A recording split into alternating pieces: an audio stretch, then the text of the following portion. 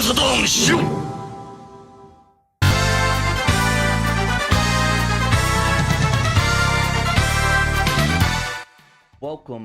Welcome one and all to the Shiro Show. Know that I am Patrick, the mighty Patrick or TraynoCo, and here is my co-host, the mighty and powerful Dave, or aka SaturnDave. How's it going, Mr. Dave, Mr. David Newstead?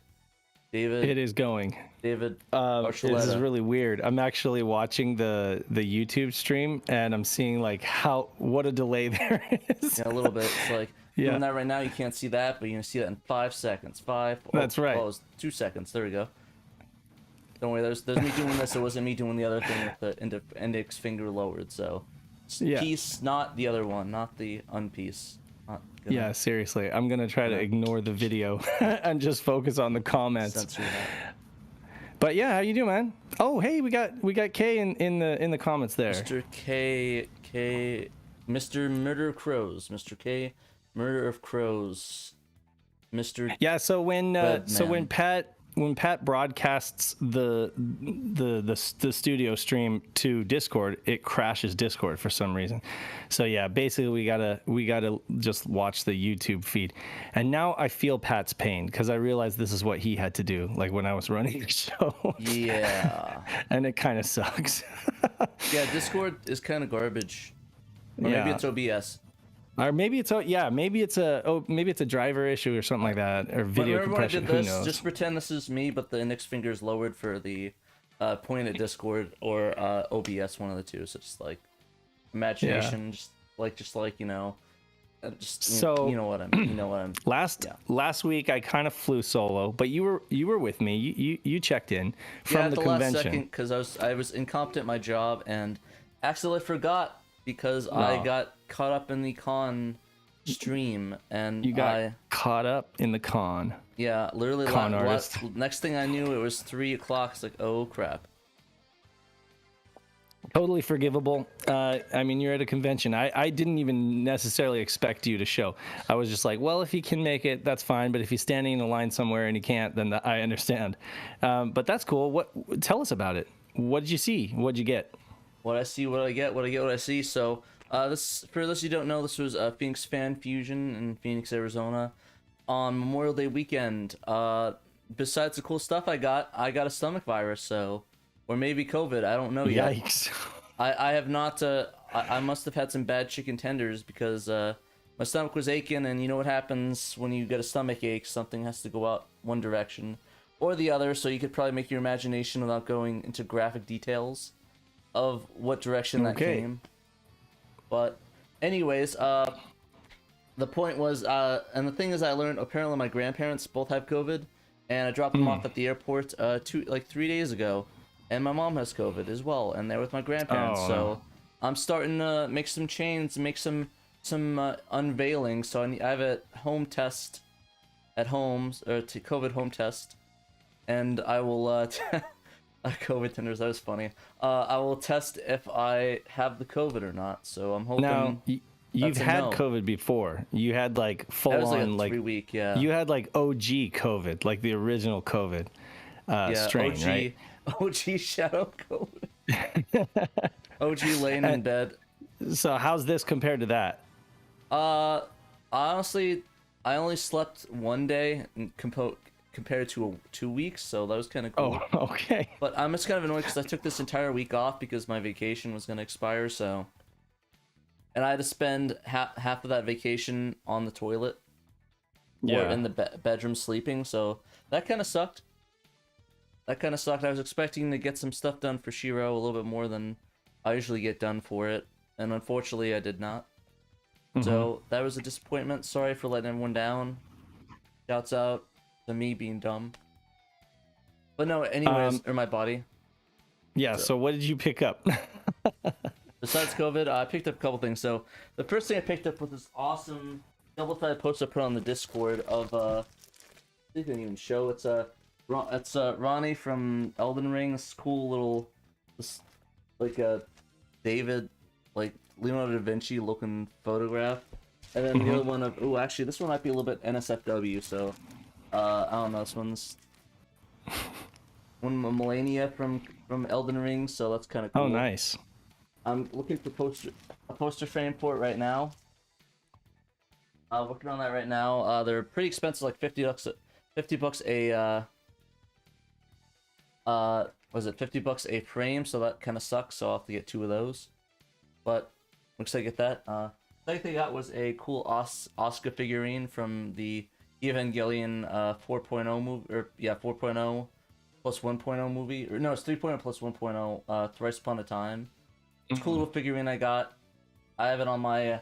Also got this cool Evangelion PC case I put in the Discord. I don't know if you're able to see that yet, Dave, or not. Yeah. But yeah, I got that, so I got the little figurine for that.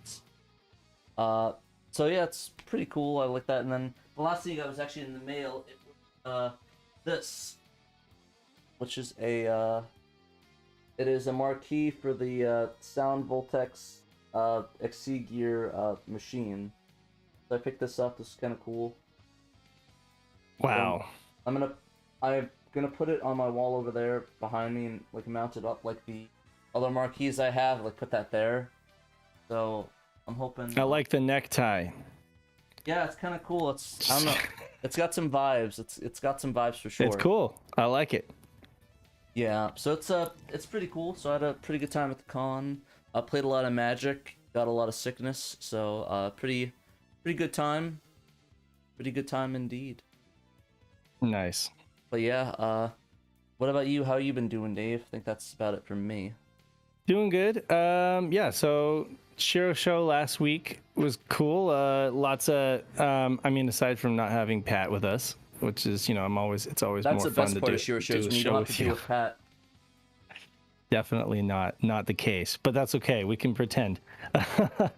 No, actually, last week I was incredibly, like, I've done Shiro show solo before, but I was incredibly discombobulated because it had been a really, really long week for me work-wise. And then I was just like stumbling over my words and not really doing a very good job explaining the whole Nettling Tunneling business, because that's just been a work in progress. Of course, Sega RPG Fan last week unveiled this brand new tunneling method for Netlink, which is still very much in the testing phase. So I don't want to like put any extra like stress on him in terms of like deadlines or whatever. Make it better. It's probably never going to be done.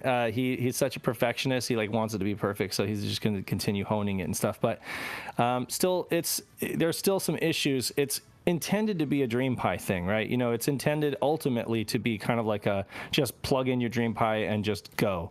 And it's supposed to be Dream your Pi away. It's supposed to be very user friendly and easy to get going. But the problem is he's having some difficulties with, I don't know, the Python script or whatever, and the Dream Pi or whatever. So it's not compatible with Dream Pi yet, but that's the goal really, is that the whole tunneling thing is really going to be tailor made for those folks who have bought into the Dream Pi kit. That said, pretty sweet. It sounds like there will be a PC version, or there should be a PC version for those who are just like, they got their gaming setup right next to their laptop or right next to their gaming PC, and they don't really need the Dream Pi, or they don't have the Dream Pi, or they don't need it. So it's just a matter of like, I mean, I think Dream Pi is great. I don't personally own one yet. I want to. The times that I have tried to get one, it's been sold out. And yeah, I know I could make my own, but I don't have time for that. I just want somebody else to do it for me.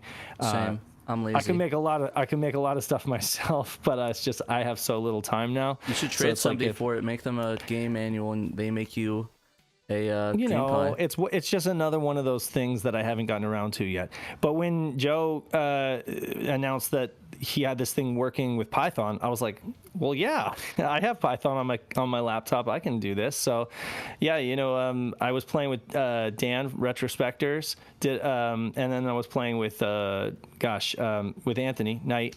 We were doing some tests. Didn't go so well because I don't know, my computer was being stupid. But essentially, I'm on Wi-Fi right now. I don't have a wired connection, and for those who are wondering, it works. The tunneling method works, and it actually is quite playable. Dan Retrospectors, he said, this is good. Like, this feels good. It may be not quite as good as wired, but it still feels way better than VoIP. If you use like a 5 gigahertz Wi-Fi connection and you use like QoS settings so that your connection is like the prioritized connection, especially if there's other traffic in your house or whatever, other internet traffic. Just be careful though, because you might get the 5G, like, you know, the deadly stuff. Like they'll give you, they'll make your ears pop off. Well, you'll grow into a demon beast or something. I don't know what 5G does. Right. What?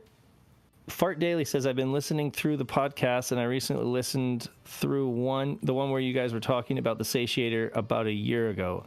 I give a leg for one of those things. Oh, okay. Well, I mean, I give you don't have to give a leg personally. If you value your leg more than like $250, then you could just buy one. Get a Fenrir. Or you could sell your leg for like $250. I'm sure somebody would. No, but anyway, get a Fenrir. Honestly, yeah, that's no offense to Abrasive or anything. Total offense. I'm just joking. But like we know people. At this point, I think Pat and I both would officially recommend a Fenrir.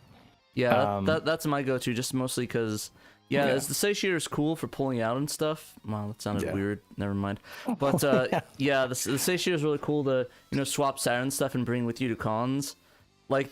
The majority of the use case I've seen from people is they don't like do that, especially with COVID and stuff happening. So honestly, I don't know. Like maybe I don't know, if you're just gonna keep it there, maybe just stick with the Fenrir and stuff, and get the mix up in there.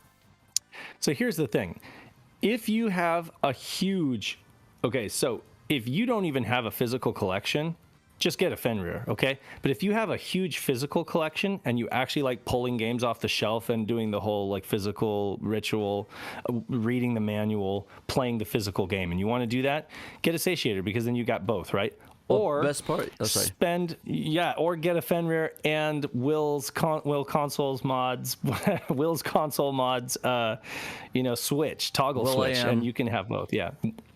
So there are options, but yeah, essentially, if the satiator sees another revision and it just offers us some crazy magic, like unicorn magic, then maybe it will go back to being my primary, my primary recommendation. But I just think for the price and the potential, Fenrir has it right now.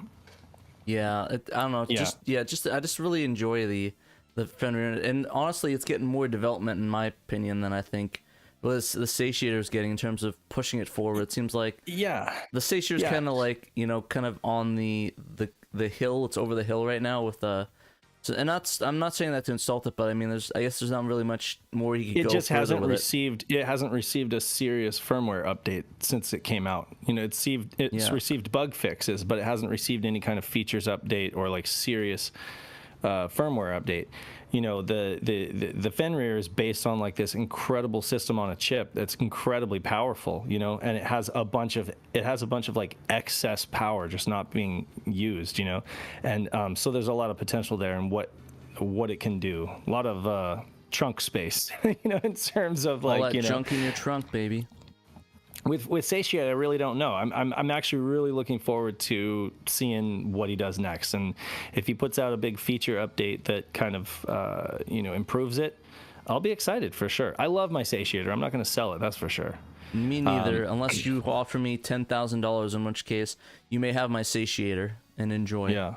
But no. But what were we? So the Nettling thing. What were we talking about that? Yeah, we were saying that the Netlink is garbage and you shouldn't use it. So the tunneling method works great so far, and it's still just in the testing phase. So I mean, it's only going to get better. You can do it if you don't have access to a wired connection. You can do it. Just use a really quality Wi-Fi connection, and expect that there might be some dips here and there, but totally playable. And then if you have a nice wired LAN connection, then you're good to go. And it's so much easier. Honestly, like Knight and I had an easier time setting it up. Blue Moon was having difficulty with the Python installation. So what Knight's thinking about doing is just creating almost like a dummy installation, like an unzip unzippable thing that you don't even have to install Python. It just runs out of a folder, and make it something simple that you can just give people the entire thing exactly. as one. Make it dummy proof. But again, it's going to end up being a DreamPy thing, right? So none of this futzing around on a PC is going to matter because it's going to end up being a DreamPy thing. But set it and forget it, baby. That's it. That was it for me. We had some other news, but we'll talk about it in the news segment. But other than that, that's just, I've been excited this whole week about every revision that Sega RPG Fan has been putting out. Honestly, it's been getting pumped up. I think we hit the should we name it the official hashtag Saturn Summer? Yeah. You know how it's like, like, what was it? I think it was like White Boy Summer. Was it last summer or whatever that was? Now it's Saturn Summer. So welcome to Saturn Summer, baby. Hashtag Saturn Summer. Somebody tagged me on that. Yeah. I put up an article on Retro RGB about the Nettling thing. And then, of course, Bob did a reading of it, for his weekly roundup. Yeah, he was like talking really bad about it. I was like, man, I can't believe Dave. He's Well, I messaged him and I kind of felt like I failed him. I said, I think journalistically, I kind of failed you with that article because I was too excited and writing it from a very like internal kind of like a fanboy perspective. No, just an insulated perspective where I take everything for granted, rather than, starting with the basics and telling people what it is and why it matters so much, because I feel like what I failed to mention is that what Joe's really doing here is he's restoring functionality of this hardware, right? And he's restoring it to the point where it's actually playable and people can have these experiences almost one-to-one like they would have back in the day, which I feel is a form of video game preservation, And I think that is really the story. That's really the angle more than anything, because right now it's not like a lot of people can use it yet. Never say never. So I think, yeah. Oh, they will, and I'm hoping that we get a huge install base of people across the country playing Saturn again, for cheap and it's reasonable, But the thing is, I kind of felt like that article was a little hard to, it didn't even mention all the playable games. So I went back and I kind of edited it and stuff. But anyway, it's all good. Listen, we can't all come out with home run grand slam articles every time we write, Dave. So we gotta. Sometimes Bob gave me some good advice though. He said, he always tries to. He always tries to put the basic gist of the entire article right in the first paragraph, so that anybody scrolling will basically be able to know like what it's all about. So that's fair. That's pretty good advice, though. I'm glad you guys worked that out, and that's really cool that he gave you some really cool advice with that. Mm-hmm. So hashtag Bob, love you. Well, why am I saying hashtag Bob? At Bob, I guess. Anyways, thank you, Bob. We love you. Yes, peace we do. And love. Oh my God, that's so bad. I didn't look like I just gave the middle finger. No, peace, Bob. Peace. No. Oh no, give the finger again. Oh, hold on. Peace. There we go. Peace. I'm not gonna try to flip Bob off. I like Bob. Don't do that. No, I'm not gonna throw up peace signs with this up because it looks like I'm doing something else. So I'm not trying to flip people off. All right. So why don't we go into our first article on the Android gets Saturn support on RetroArch with new Beetle Saturn update. So this is interesting. So over the weekend, Libretro updated the Beetle Saturn core for its RetroArch emulation platform, bringing with support for running Saturn games on Android devices. I think that's kind of cool. Got some cool pics here. We'll open up the tweet. See. Got some. Well, that's kind of neat. What is? That's gonna. Wow, what phone is that? Holy crap! That is that one of those like the curved edge phones? Like it's like the curved edge over there. Yeah. So I think it made one of those. That looks Mine smooth. has curved edge. I need to get phones like that where it's like there's no bevel. I'm used to. It's old. A Samsung thing. Yeah, I'm an old guy. I'm used to no bevel. I'm used to like the bevels on the side where it sticks out like an inch or so, inch or two. I'm not used to this whole the entire phone is glass sort of thing. I kind of don't like it. It chips along that. It kind of tends to chip along that part of the glass, and then also like when you're watching a movie or a YouTube video, it's like part of the image is curved, so it's not all that. Yeah, because I have it on like my iPhone. I don't want to show my notifications and work stuff. So yeah, don't do that. But yeah, it's like the like you can see on the reflection of it's like all glass all along it. It's so weird. It's like have you seen bizarre. my like always on image here? Yeah, I don't know if you guys can see. Oh, yeah. And then you can also see a picture of my daughter. You know, it might not want to show it on there. Yeah, but my always on image is like that's kind of cool. I like it. She's flexing up that Shiro-ness. There you go. Yeah, but yeah. Anyways, going back to it. Sorry about that. That kind of tangent. I think this is really cool being able to have like this retro, having it on the phone for Android, and just having this compatibility for sort of the iOS, sort of the Android smartphone. I know that Danthrax wrote this cool article up talking about the updates for it, and basically it's the first major update in years. Mm-hmm. Where Beetle Saturn was using Metafin 1.2.2.2. Mm-hmm. And that was released in 19, so that was pre-COVID, so that's kind of weird to think about that way. But yeah, it's just recently updated to 1.29, so it's a really newer one. I've not had a chance to try this out. Honestly, I do not use emulators ever. Yeah. Because I think it's cool. I'm just joking. I think it's cool that it exists. Yeah, and it's really cool for somebody. I can't even imagine using like trying to use touch screen controls to do like twitchy button stuff.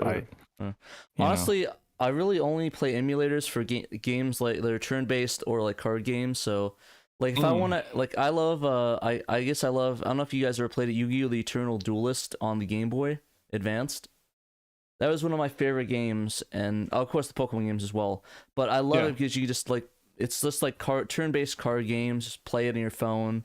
You know, when you're in the bathroom or you're on a plane or, you know, you're waiting for something, you're at a wedding. You know, I do that a lot of weddings. I just play on my phone because I don't care about the people I'm seeing a wedding for. No, I'm just joking.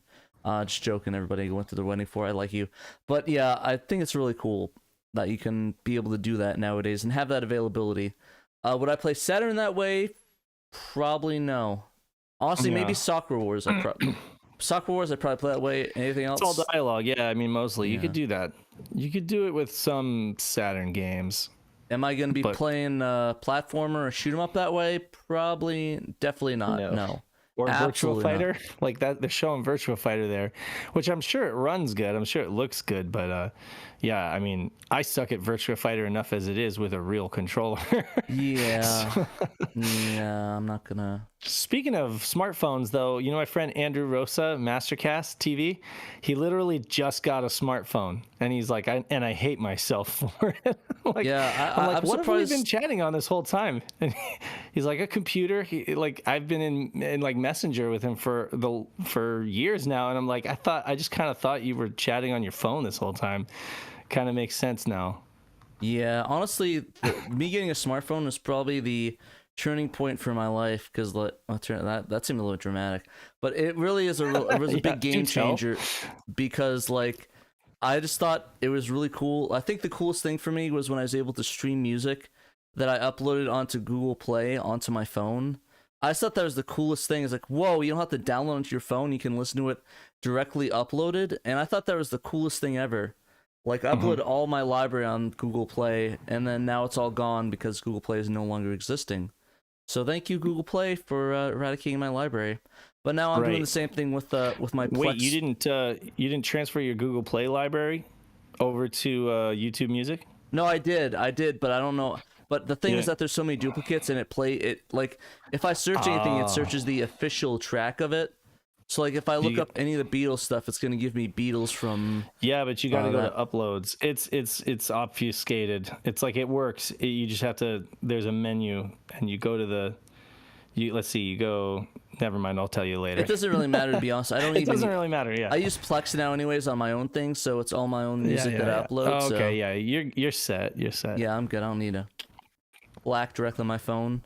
But yeah, I think it's just super cool that back then I was able to do that, and it was so interesting because like That's when like your phones weren't that huge of gigabytes. When I had like a terabyte worth of music, so I just think it's really cool. And to me, I think it's cool that we're getting all these cool things now with these smartphones. We can emulate games, listen to music, run websites, manage videos, blow up.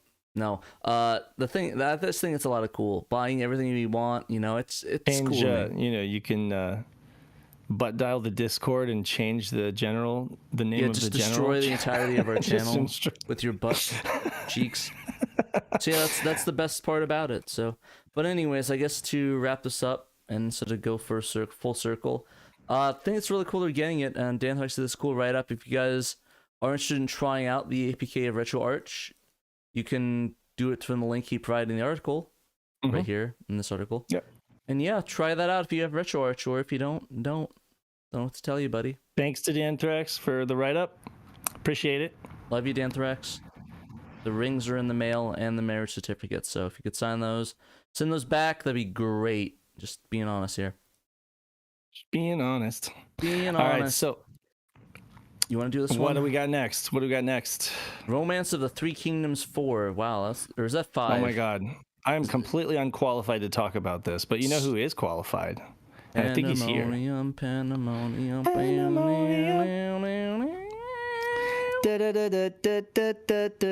needs to get in the goddamn Discord is what he needs to do. Come on, get in here. Get in the Discord. Talk about this thing that you did a documentary over. So here's a game that I have passed over many, many times, and I've still passed over. It looks like garbage. It does not look like garbage. It just looks intimidating to me, honestly. It looks like Risk. When I was a kid and like my uncle and my dad wanted to play board games and they'd always want to play Risk, and I'd be like, this is a little bit. Can we play something not do, garbage, like Monopoly or something? Honestly, controversial opinion time.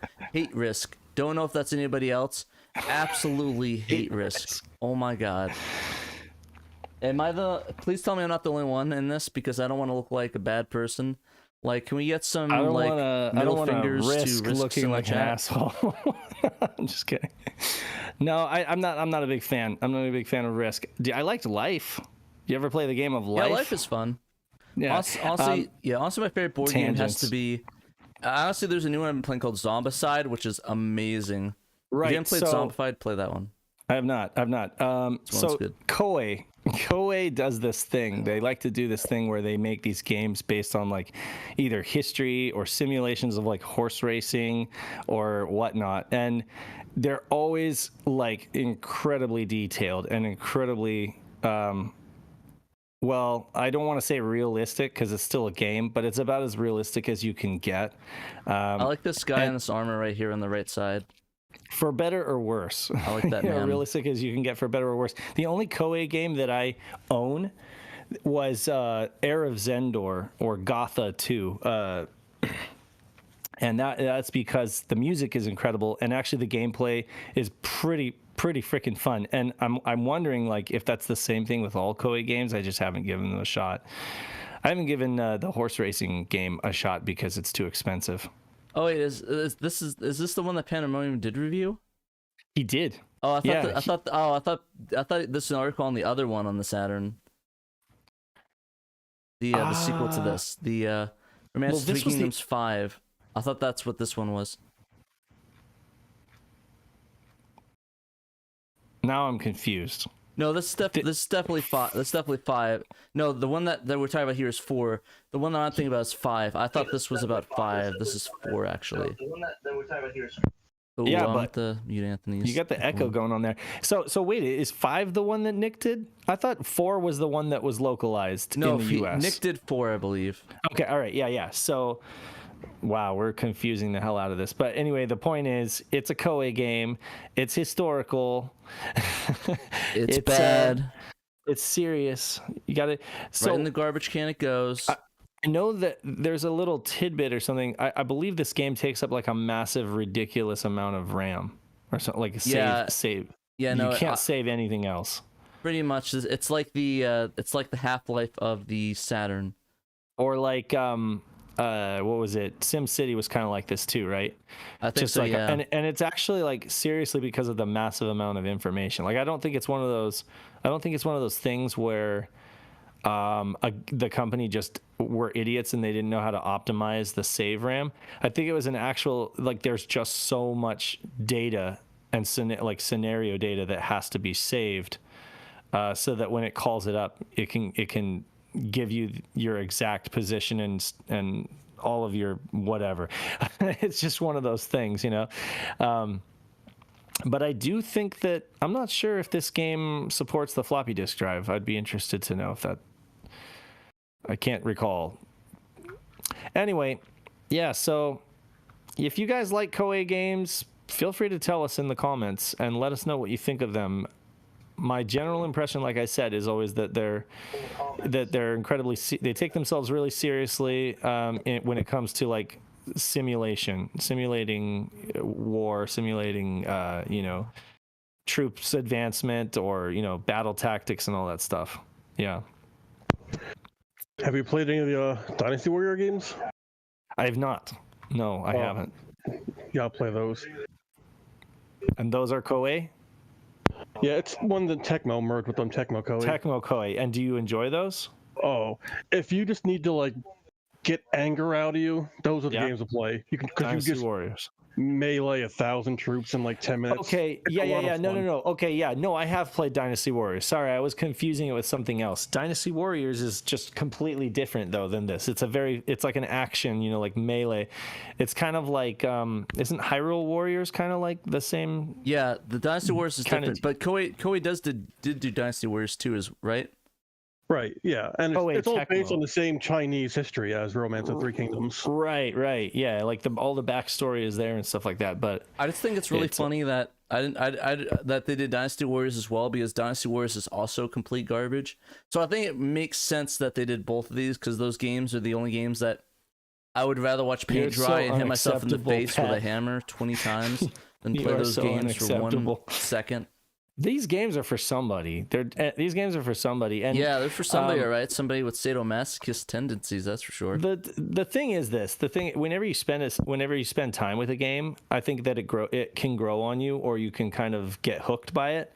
And I know that was the takeaway that I had from Nick's video, was that he put several plays into this. Like he had to start over like 5 times or something like that to get the hang of it, but that he ultimately ended up having a good time, and that he thought that it was a well-made game. It was just it's just like not for everybody, but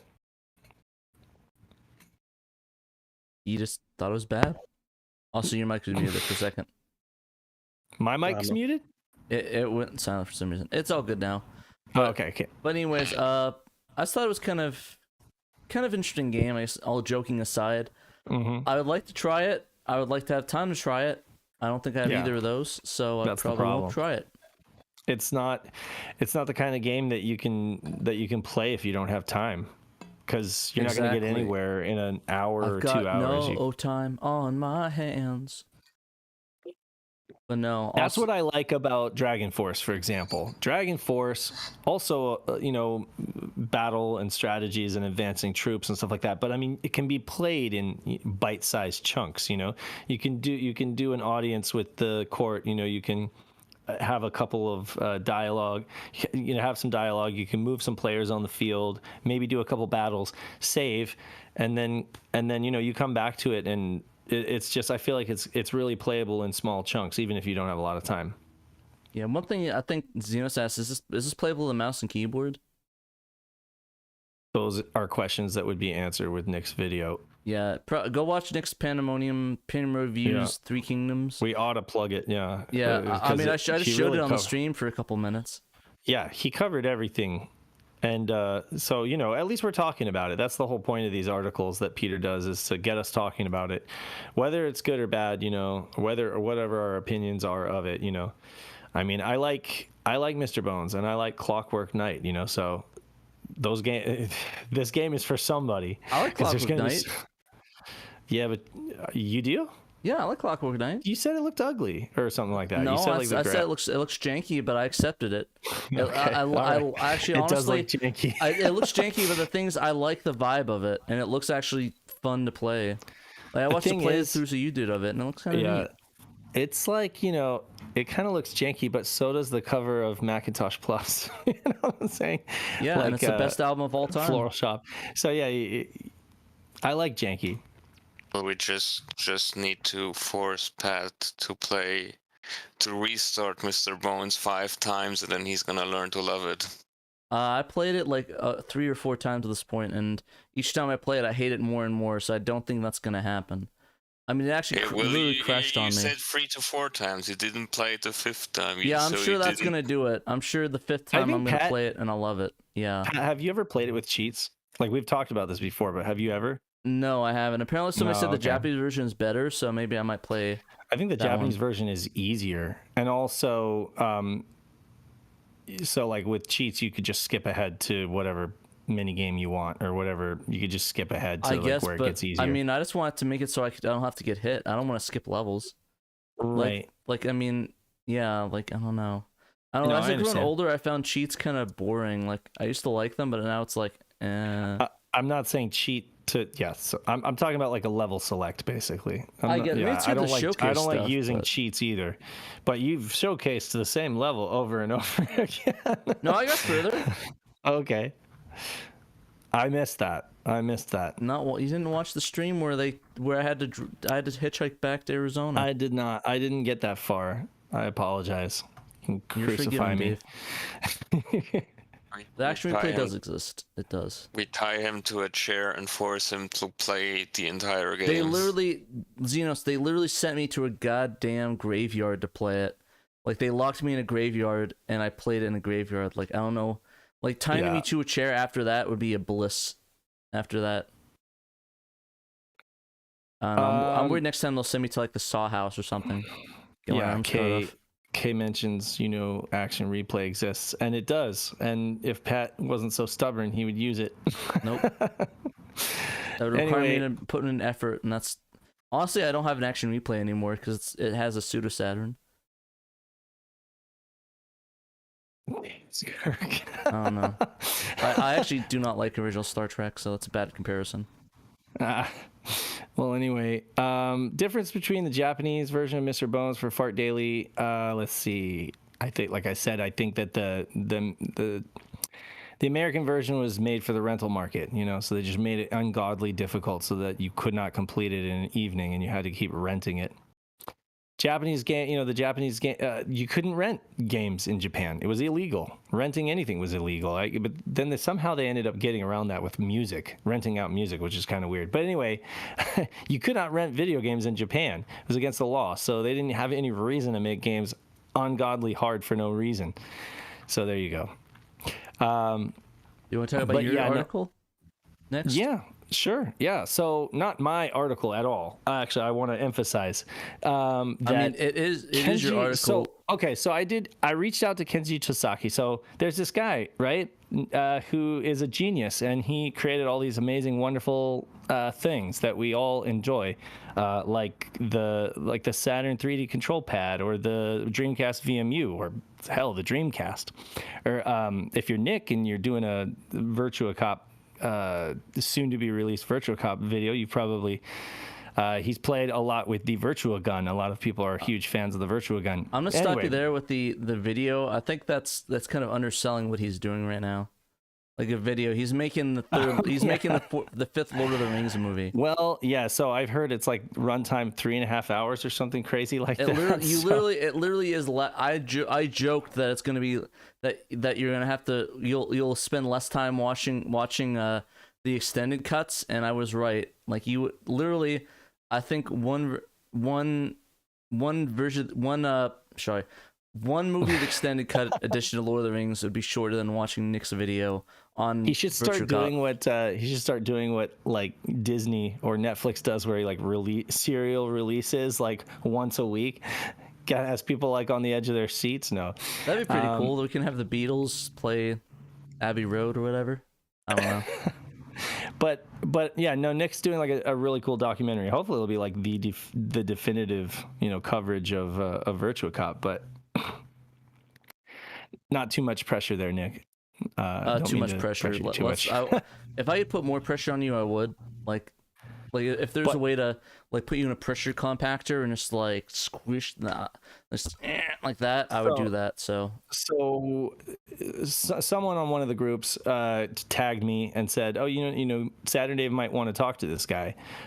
So I reached out to him because I was like, "Really? So this dude apparently had something to do with the design of these things."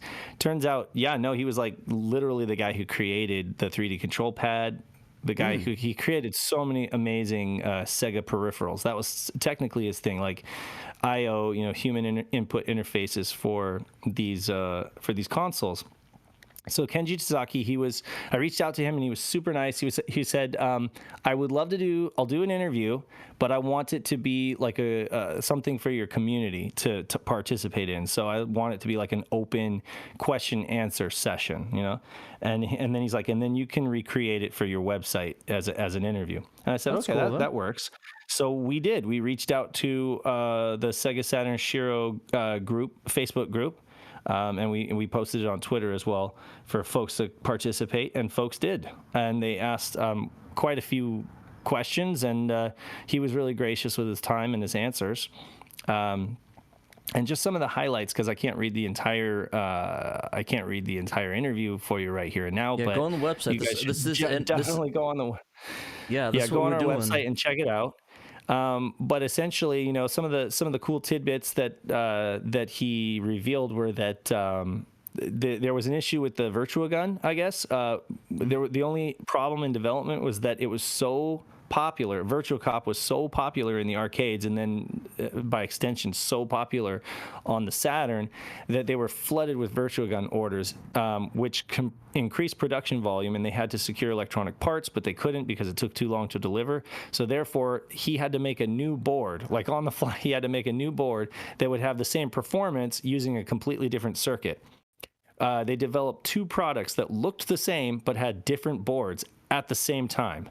So you may, like, if you're K and you have OCD for collecting, like, what is it? Like, you like to collect revisions or whatever, you might want to crack open your Virtua Gun and see if you've got the one with one board or the one with another board, because they're essentially two completely different devices. What you want to do though is you want to get like a rubber mallet and just whack that thing till it's broken into pieces, and then you lift up the broken pieces, and you'll see if you have a 1 or 2 board, and you'll throw it out, but you realize you broke your Virtua Gun. What's wrong with you? I swear, what is wrong with you, Pat? I mean, I'm just being helpful, just trying to help them find out which Virtua Gun they have. So okay. Oh, there's some echo right there. Oh, okay, it's gone.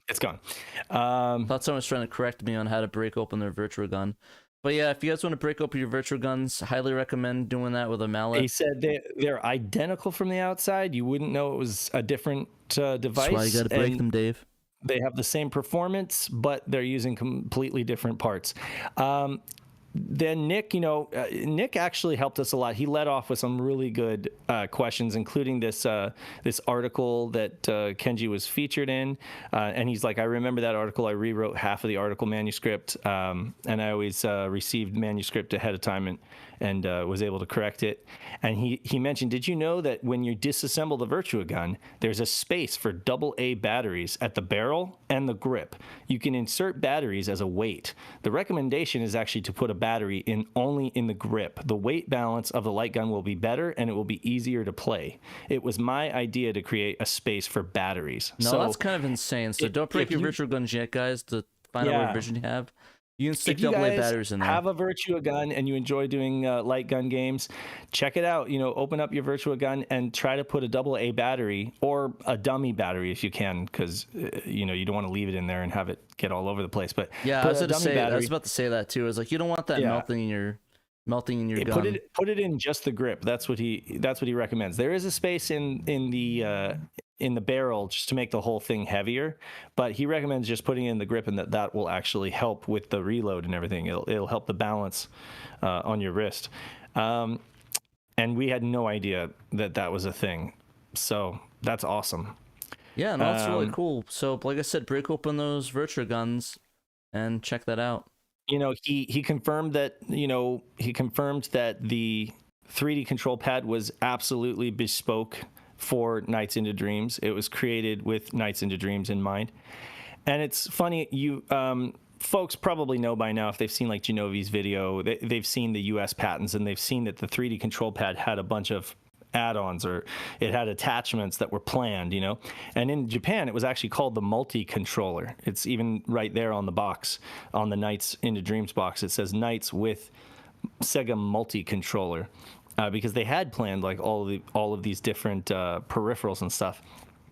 And Nick asked, he was like, so how is it possible that all these earlier games that came out before the 3D control pad were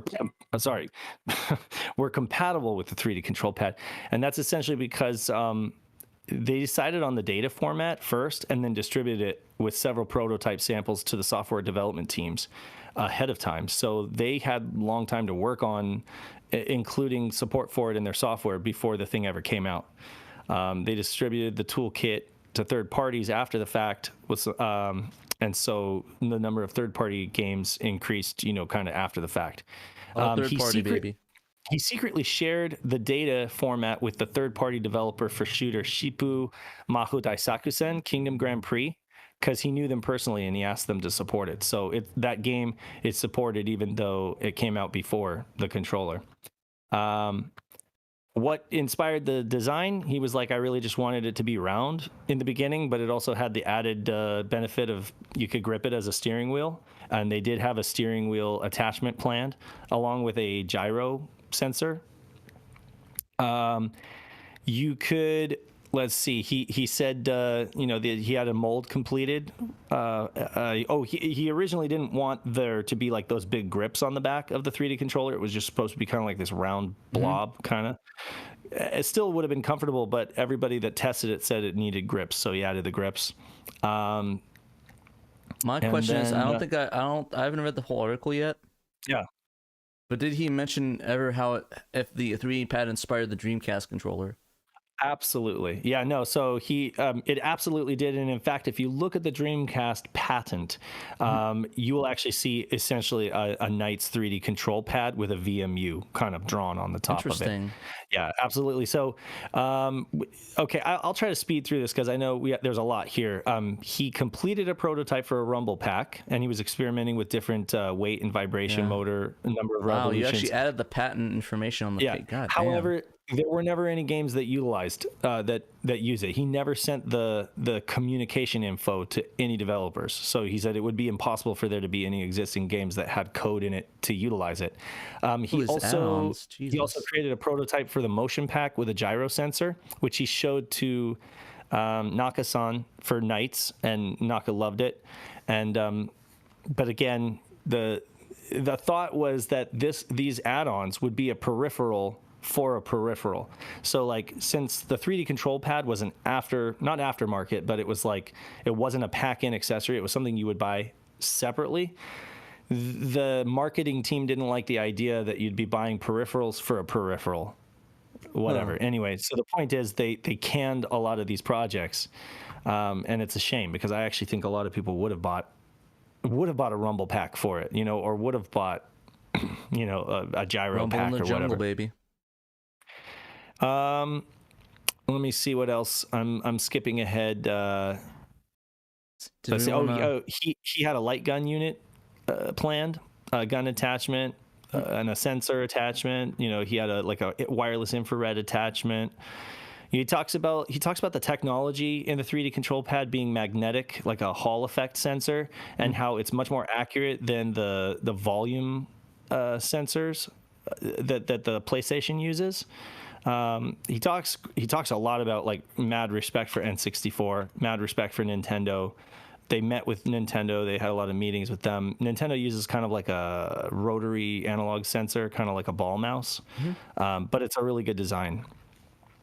Check it out. The 3D 3D control pad had an actual CPU in it. Like it had its own dedicated CPU that basically was able to take the information from the analog stick, and it was like a complicated curve or something like that it was going off of. So I don't know. I can tell you as a Knights player that really the 3D analog of the Saturn is about as 1-to-1 as I've ever felt on a game, you know, in terms of my actions actually being replicated on the screen, 1-to-1. So yeah, we've got the patent here for you guys to check out. Go back to what that. What were you going to get at? You wanted me to mention something. One thing I thought was interesting, his involvement is a Sonic Adventure. I thought, and like the Wiimote, like I love the Wiimote looking thing. The Air Knights controller. Yeah. So he did come up with the VMU idea back on the 3D control pad, you know, little screen that you'd put there and it would show your stats or it would show your football plays or whatever. And he showed that to Naka and he loved it, and he incorporated it with the VMU and the Chow Garden and all that stuff. So that's there. He showed Naka the motion sensor, the gyro control, and they were able to they were kind of trying to get ready to create this other game called Air Knights. And so they were trying to put this controller together that would have motion support that looked kind of like a remote. And so he was surprised when the Wii came out, you know, and he mentions having a lot of respect for Nintendo. So, you know, and I understand because, you know, he's a design guy and Nintendo has a really, really good R&D. Yeah, but no, this is all really cool. Check this out. You'll like this. You'll appreciate this.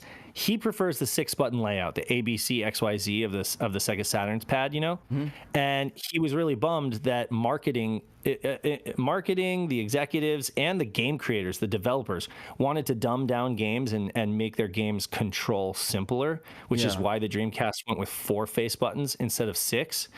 And their argument was just like, oh well, we'll just sell an arcade stick for the fighter fans, you know. Yeah. And he was just like, let's just say the arcade stick sold well. Yeah. I could say that. I mean, they're probably one of those. I think it's probably the most popular Dreamcast peripheral that was released both stateside and in Japan. Yeah. And another thing he mentions, someone asked, why was there only one stick, one analog stick? And again, it's a developer thing. He said the developers were like vehemently against having 2 analog sticks, even though Sony had already come out with their DualShock like the year before. They were like, they didn't want to make games with dual analog sticks for some reason. They felt like that would overcomplicate things. So yeah, that was a bad call. That's fair. Looks like we're going short on time. Do you want to bring up maybe the VR headset before we? Yeah, I want to bring that up quickly, and I'll try not to go too long on it. Essentially, he dropped a brand new piece of information in this interview, which was the Virtua Visor. All I can tell you guys, you can go ahead and read this, but he basically said that these pictures are ones that he took himself and he's sharing for the first time, and I couldn't find these anywhere else on the internet, so that's actually pretty cool. Whoa! So actually, there's a video I just watched on that VR visor, and I don't think they said that. I think they said they never had like a working demo of it. So it's kind of cool that they. Wait, you just watched a video that showed these specifically, the Virtua Visor, the VR? This is different than the VR, right? This is just showing. Here's the thing, and I'll try to be quick. Essentially, and he's still talking to me, so he might give me some more information that I can edit into the article. But there were 2 companies. So Sega was so crazy about wanting to do VR that they had 2 different companies working on it at the same time. Oh wow! So there's another VR headset. What the heck? So they had Sega VR, which was all in development all the way back as early as the 90s. Yeah. With the Genesis, right? And then at the same time, there was the company Virtuality, and they had their theme parks, their Sega theme parks. And if you scroll down, you can see a picture right here of this thing called the Mega Visor. Oh, the Mega Visor. The Mega Visor was developed by AM3 and Virtuality for the theme parks on the Netmerc stuff. Mm-hmm. So I believe that that's probably what this was born out of. They wanted to bring that technology that was in the theme parks to the home, you know, and they wanted to have it available for like Saturn games and stuff like that. So he was tasked to start working on that, enough that they actually made like a prototype, you know. And he said that there were like 30 of them, and he had to destroy all of them before he left Sega, which sucks. He did what he did to all those virtual guns. I know, right? I mean, I didn't break any virtual guns. I didn't do that. But no. But here it all is right here. I mean, this is really, really crazy. Again, even Sega Retro doesn't have these images yet. They have the Mega Visor, but they don't have anything on the Virtua Visor, which was actually had used the acronym VV. And it differentiated itself from the Sega VR and from the Mega Visor in the fact that it had this smoke shield that you could pull down or put up.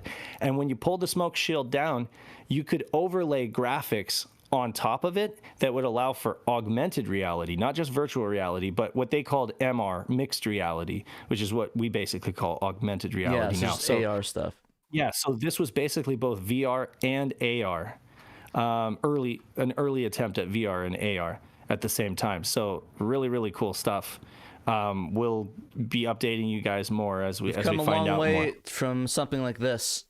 Other than that, he did some keychain games in his retirement. There's this little keychain game that was the game planner was Sakurai of Smash Brothers, and the programmer was Naito of Landstalker.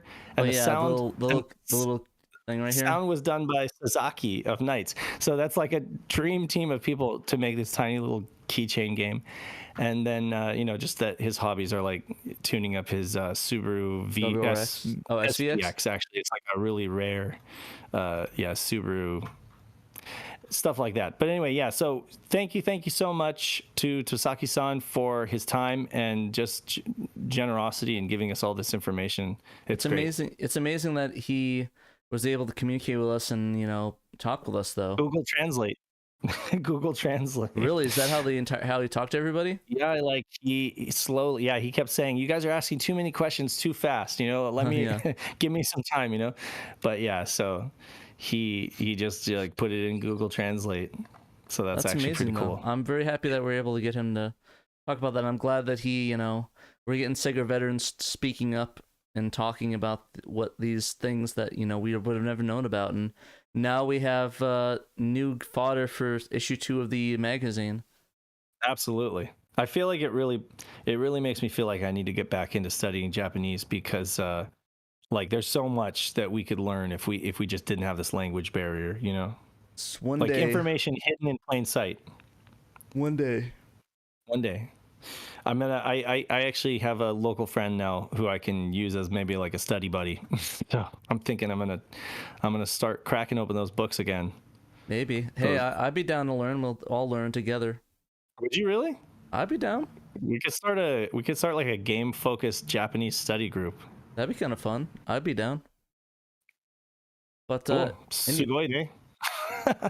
Anyway, what's up? Let's talk about our second. Wow, we haven't two. Tell us all about it. This is it. Wait, no, wait. Is this two? Is this 2 articles or is this? It's What article am I supposed to be reading here? Refresh. Refresh. Okay. There's only one. Yeah, because I was getting like 2 of them on there, so I don't know. Oh no, I'm only getting one right here. So basically, Dan maybe that one and took down, yeah. Nick wrote about this. Okay, and so there might have been some toe stepping. But the thing is, it's always good that like the more information we have is the best. And I don't know anything about this, so tell me all about it. All right, so apparently last night when I was watching not Breaking Bad, Better Call Saul, because I completely forgot. So basically, I'm on vacation, so I was just staying up all night watching Better Call Saul to get caught up for the new season. So I didn't realize until I went to bed at like 5 a.m. I looked at the phone, I was like, oh yeah, there's that Sega thing, and they announced the Mega Drive 2, which is a sequel to the the original Genesis Mini, whatever. So this one is cool not only because it's gonna have the Mega Drive games, but also gonna have a CD add-on to it, and apparently they have quite a lot of games for it that are coming out. And apparently there's an interview with Famitsu explaining why, and I guess one of the things that people wanted and keep asking for is a Saturn or Dreamcast Mini, and I think it's something that it's not something I'm too fancy. I'm too fancy for. waiting by the mailbox. Yeah, I'm not waiting by the mailbox. I already have my Saturn Mini. It's called the Mister, and it runs pretty not good right now. But pretty not good if you're being honest. I mean, it's early. It's pre-alpha, so keep expectations low, people. They said something about the Saturn and Dreamcast. What was it? What do you mean? I mean, they basically spoke to that, right? They spoke to the fact that it was like the delays with COVID and everything like that. Yeah, apparently, pretty much in a nutshell, it had to do with sort of COVID and the ability to get that out there and the parts and the prices for stuff. So yeah, when Nintendo announced the Famicom Mini, Sega immediately started planning, and once the pandemic hit, the price was sure to shut up, and Sega's market for the second Game Gear Micro cost about 1.5 times the original. So they kind of scrapped that. In all honesty, I think probably for the best. I don't really know anybody that was really dying for the Game Gear Mini, to be honest with you guys. And he spoke about why a Dreamcast or Saturn Mini are not being made, and despite fan demand, and basically it's because the Mega Drive Mini internals kind of handle Saturn Dreamcast games, and this kind of speaks to that with the Astro City Mini, where even the Virtua Fighter, the port of that ran pretty sluggishly, and had some issues running it. So I imagine. Okay, I don't know whose story that we're gonna cover. Apparently, yeah, this Pandemonium story. I think he combined both of them together. Wait a second, I'm seeing only one, and it says Danthrax. Okay. So what site are you looking at? Oh, I must have opened up. Sorry. Okay, so I was confused whose article was what. So there's basically what happened was Pandemonium wrote up an article, and then Danthrax wrote up an article, and it was simultaneous. And I basically, this is the last moment, right? And I didn't know whose article we decided to go with. I thought Danthrax added to Pandemonium's. I thought we just merged them. I didn't know who. Yeah, that same theory, but I didn't know who merged what. So, sorry about that, Dan. So I guess we can restart that and pretend that didn't happen. Though, could you come again? I heard you say that okay. I know that this new thing is going to run Sega CD games, which I'm actually kind of hyped about. But did you say that they're going to have the Mega Drive thing run Saturn games? No, I'm saying that they couldn't.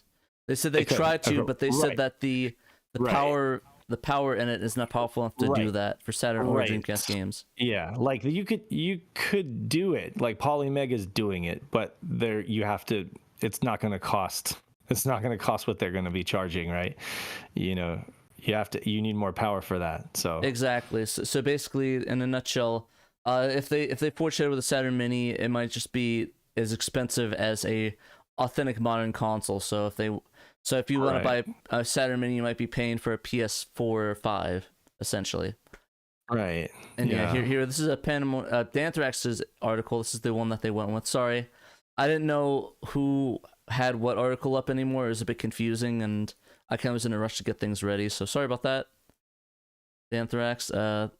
But yeah, I mean, even like you mentioned, you can play Saturn on your smartphone. But I mean, even a smartphone is what, like $400 to $800, depending on how much you're. But I mean, you'll probably buy a dedicated smartphone versus buying a dedicated, console to play Saturn. Right. So like people for a mini console like this, I think $100 is really like the threshold, right? Unless it's something like super, I don't know. Like I think $99 is kind of like that threshold where it's like I'm not going to spend any more than that for something that's essentially just a Raspberry Pi or something. Yes, essentially, and it's like I don't know. At that point, it's like I don't know. But yeah, essentially, it's like cute though. It's cute. But for now, I don't think the technology's there to make it cheap enough. Oops, I opened up that twice. I don't think the technology is cheap enough right now, especially with the pandemic, to really make a Saturn Mini or a Dreamcast Mini affordable. So it's kind of a sadness, Mega Drive 2. The Japanese Mega Drive 2 looks like the hotness. It's much better than what we got in America, I think. It looks very pretty. It looks very pretty for sure. I'll get the trailer up. Hopefully, it doesn't have any shock videos pop up on me. I don't want. But I'm hoping that they can. I kind of am hoping that they release like like one of those fatty, slot load, or like the drive door one that you could do with the Tower of Power. For those that already got like the Model 1 Genesis. Yeah, but as you see, the thing is that with this is that we don't know if this is going to be coming to America. So we don't. A lot of the you could import it. I'm sure you can import it. Oh no, you can import it. I mean, you could definitely do that. But the thing is that would this be viable for Americans to play for the CE stuff? Because Popful Mail requires a ton of text. Mention Hidden Souls. Okay, yeah, I think Mention Souls require text. I mean, Virtual Racing would probably be good. I'm crazy. I honestly, like, I might get it just for the Bonanza Bros. Actually is a ton of fun to play that game. It looks pretty sweet. Like, I mean, I love the fact that they go all out with like the fake VR cart and they got like the fake Sonic CD disc and everything like that. Dan says it's coming overseas. Okay, yeah, that's interesting, and I'm gonna be interested to see. The original Genesis Mini sold well, so I'd imagine that it would make sense for them to do so. Yeah. So yeah, don't worry, Dan. We'll get to your. We're going through little by little.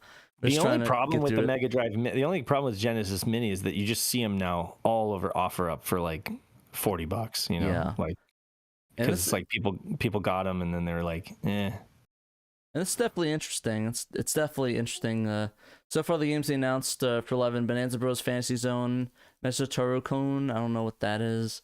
Mention Souls, Popful, Shining Force CD, Shining the Darkness, Lippy, Sonic CD, Thunder Force 4, and then Virtual Racing. And there's about 40 other games on it.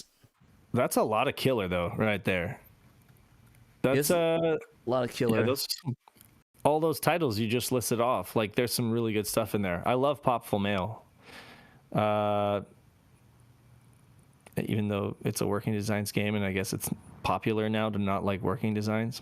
Yeah, I don't know. The thing is that the thing is that I think with working designs games, it's like it's been so unobtainium for anything, even like I think the only working designs games that you could buy easily or everything on the PSN store pretty much. So I think only Lunar 1. Honestly, is it only Lunar 1 that's on the PSN store that you could buy? Yeah, I could be wrong. Somebody correct me if I'm wrong, but I think really only Lunar 1 you could really buy on the. Actually, I'll just Google that right now. I mean, like, I own very few working designs games. I just okay, never mind. It's no longer available on the PSN store. Forget. Yeah, never mind. Oh wait, no. Is a detailed release for the. I'm trying to look online right now for it, so I can find that. Yeah, but apparently it's not on the PSN store. RIP. That the last article I saw on this was there's not a date on here. Oh wait, this is 12 years ago. Okay, never mind. No, the English version of Grandia was not done by Working Designs. It was Game Arts. Yeah. And it was done by Sega. It was published by Sega. It was not. Wait. The PlayStation version? Wait, I don't know. Actually, was the PlayStation? No, the PlayStation version was done by Sony. The PS1 version was on the PSN store. Yeah, but it was published by Sony directly. I think. I don't think Working Designs had anything to do with it. No. Yeah. No. That's they had. It was the Working Designs version of Lunar Silver Star from the PS1 that was on the store. No. I'm talking about Grandia. I'm talking. Grandia. Yeah. No. The Working Designs had nothing to do with Grandia. That was. Yeah. That was it. It was. I don't know if it was. I think it might have been Game Arts directly. Yeah. But it was Sony for PSX. It was Sony. That's what I thought. Yeah. Okay. So because they already had like their English division, or American division that did like Legend of Dragoon or whatever. Yeah, but yeah. Somebody also talking about. So somebody's saying that they should put Snatcher on the American version of the Saturn Mini 2. And honestly, yes. I do not see that happening. Oh my god! If they did that, it would be a must buy. Honestly, okay. So I'm gonna put this out here. I'll put the energy. If they release Snatcher in English on the Sega CD Mini with the Mini 2, I will cosplay it as Gillian Seed at the next convention I go to, and that's it.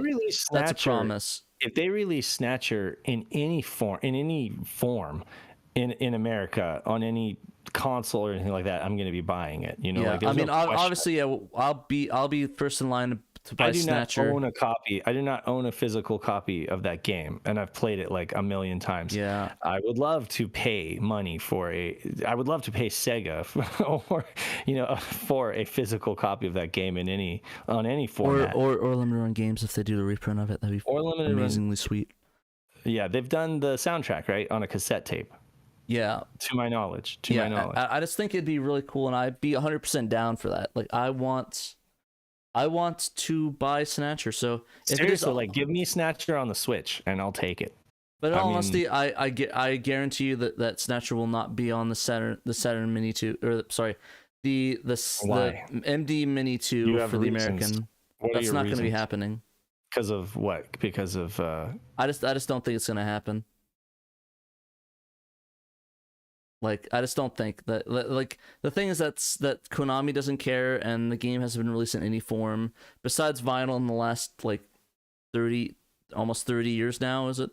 So I do not think that they're going to be putting Snatcher on the Mini 2 in the US or Europe, sadly. As much as I want that, like, I want it, but, like, it's going to be something, like, it's going to be some weird titles. Like, I know they'll get Shining Force, I guarantee you. I don't know Popful. I don't think that might happen. But you don't think, like, Kojima has any problem with it, right? You just think it's Konami that... No, like, Kojima, if he could, he would. I just think that Konami wouldn't. Like, it doesn't make any sense, and I don't think they want to license it out. Stranger things have happened. I'm going to keep crossing my fingers. Season 4, baby. You need to watch that. But yeah, did they... Did you watch it? Like, have you... Not yet. Oh, it's good. It's not as... Yeah, I have feelings and thoughts, but anyway, it's good. Yeah, the thing is that I'm so overloaded right now. Like, I need to finish up Better Call Saul for the new season. I need to watch The Boys this week. You need to watch Shenmue. I need to finish up Shenmue. I need to watch Stranger Things. Like, and I'm watching Spy X Family, or is it Spy X Family or Spy Family? Whoever watches that anime in the chat. So I need to watch so much crap. And I'm overloaded right now. Obi-Wan? Oh yeah, no, I'm caught up on that. You're caught up on Obi-Wan. Okay. That was really good, by the way. Did you watch it yet? Wait, who was that? That was Gold Age Nerd. What'd you say? Saying what? No, I guess he's shy. All right, but anyways, yeah, Obi-Wan season. Watch it now. It's alright. Oh, sorry. Can you hear me now? Yeah. Oh, cool. Yeah, it's Spy X Family, actually. Oh, okay. So it is Spikes, because I do a podcast for Hunter x Hunter, and it's always Hunter x Hunter. So I wasn't sure if it's Spy X Family or like Spy Family, like Hunter x Hunter. So, yeah, thanks for the update on that. Yeah, I like Obi-Wan so far. I'm liking it the more that it goes. At first I was just like, but you know, I'm starting to get into it. Yeah, it's really good. I enjoy it. I know a lot of people don't like the main villain, what's her name, of the Inquisitors. Really? Yeah, they don't like her. No one. Honestly, there's been a lot of, like, apparently a lot of people have been sending racist attacks at her on Twitter. I got no problem with her. I actually, you know, I don't want to spoil it. I was about to say something, but I didn't want to spoil it for anybody who hasn't watched. Yeah, but she's okay. The thing is that actually, it's early.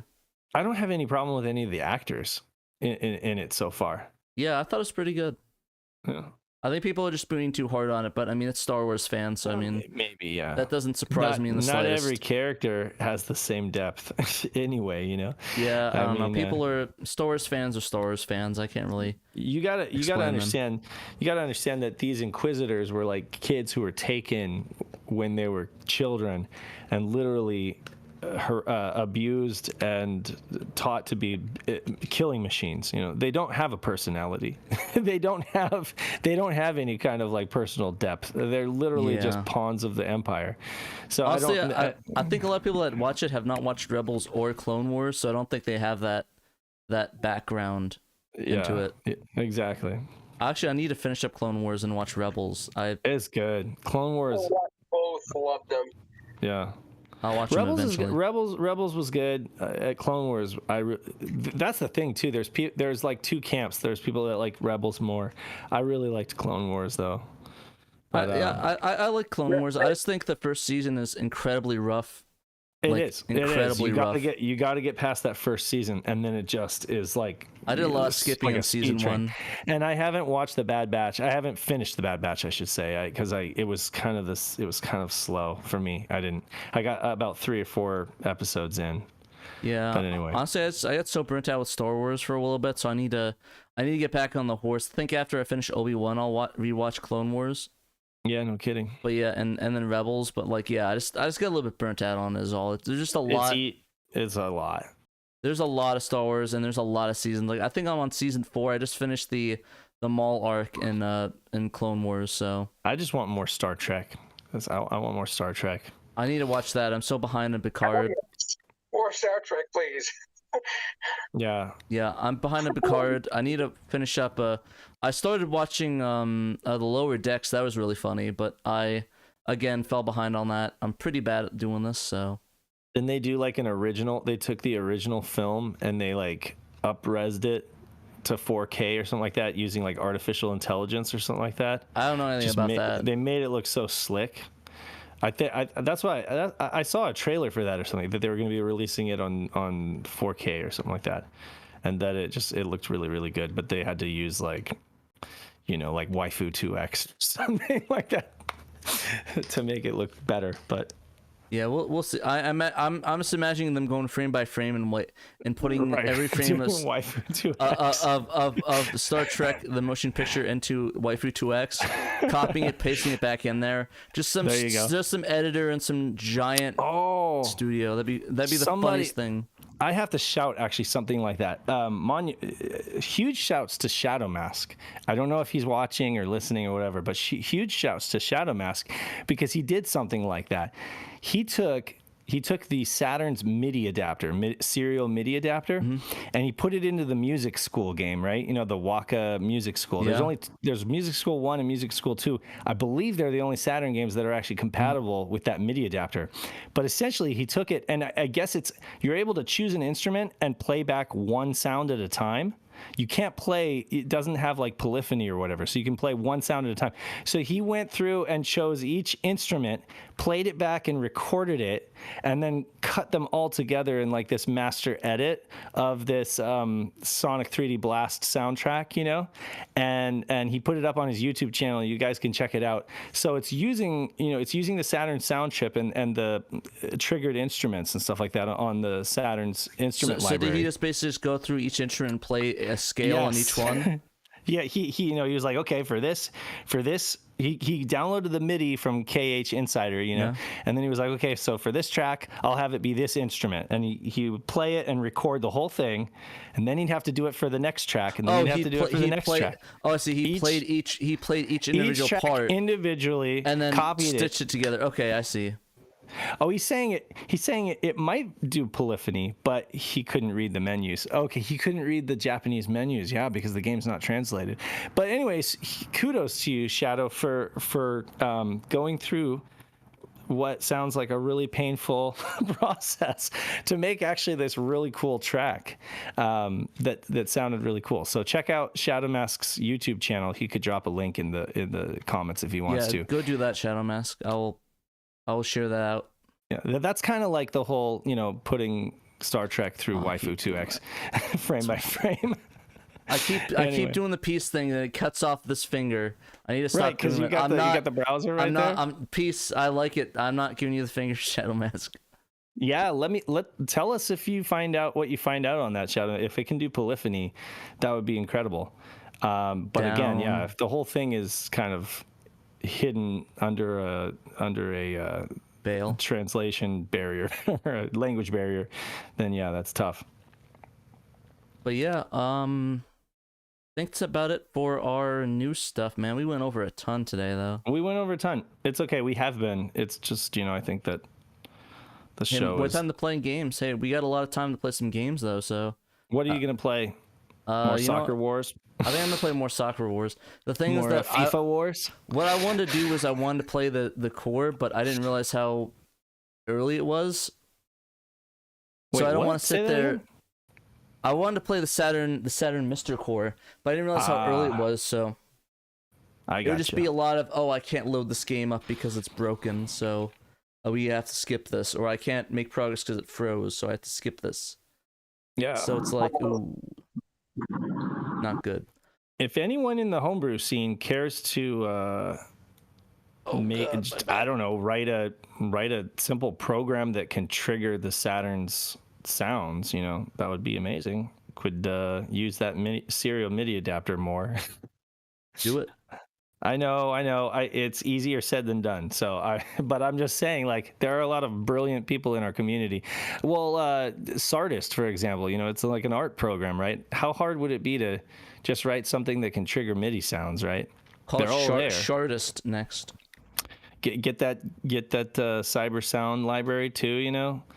We could crack open the Saturn sound hardware and make some Saturn music. Down. Instead of having to constantly rely on CD audio, you know? Kind of sweet. It's a project now, because Dave said it on stream. Whatever Dave says on stream becomes an official project. I hope maybe Shadow Mask will take the helm. He'll be the project leader. He needs to finish up some other projects first. He has, yeah. He's been doing some MIDI stuff in the background, and I'm a fan. Well, I'm a musician too, and so are you, Pat. So, you know, like I'm all for the musics. I guess. I would say I'm a music in the loosest terms possible. That's not true. I can hit notes and I can make sounds on instruments that sound decent. I've heard you play guitar. It's okay. I'm okay. You're just modest. I would say modest. Okay. And you play keyboard. You play keys. One of these days we're gonna have a jam session, and you'll be on keys, and it'll basically just be me. Hey, what chord are we in? Hey, what chord do I play? Hey, what key are we in again? Hey, what chord was that? Literally me the entire session. I could just see Pat wearing a cape, you know, kind of like the kid in School of Rock, and doing the Yeah, I'm not that cool. But yeah, anyways, I think we should probably wrap it up and get the stream going, because I have... Let's do it. Yeah, let's do it. I have to actually do some switcheroos, so I'll have to... Hopefully I can run through the credits and be able to get everything set up before we start.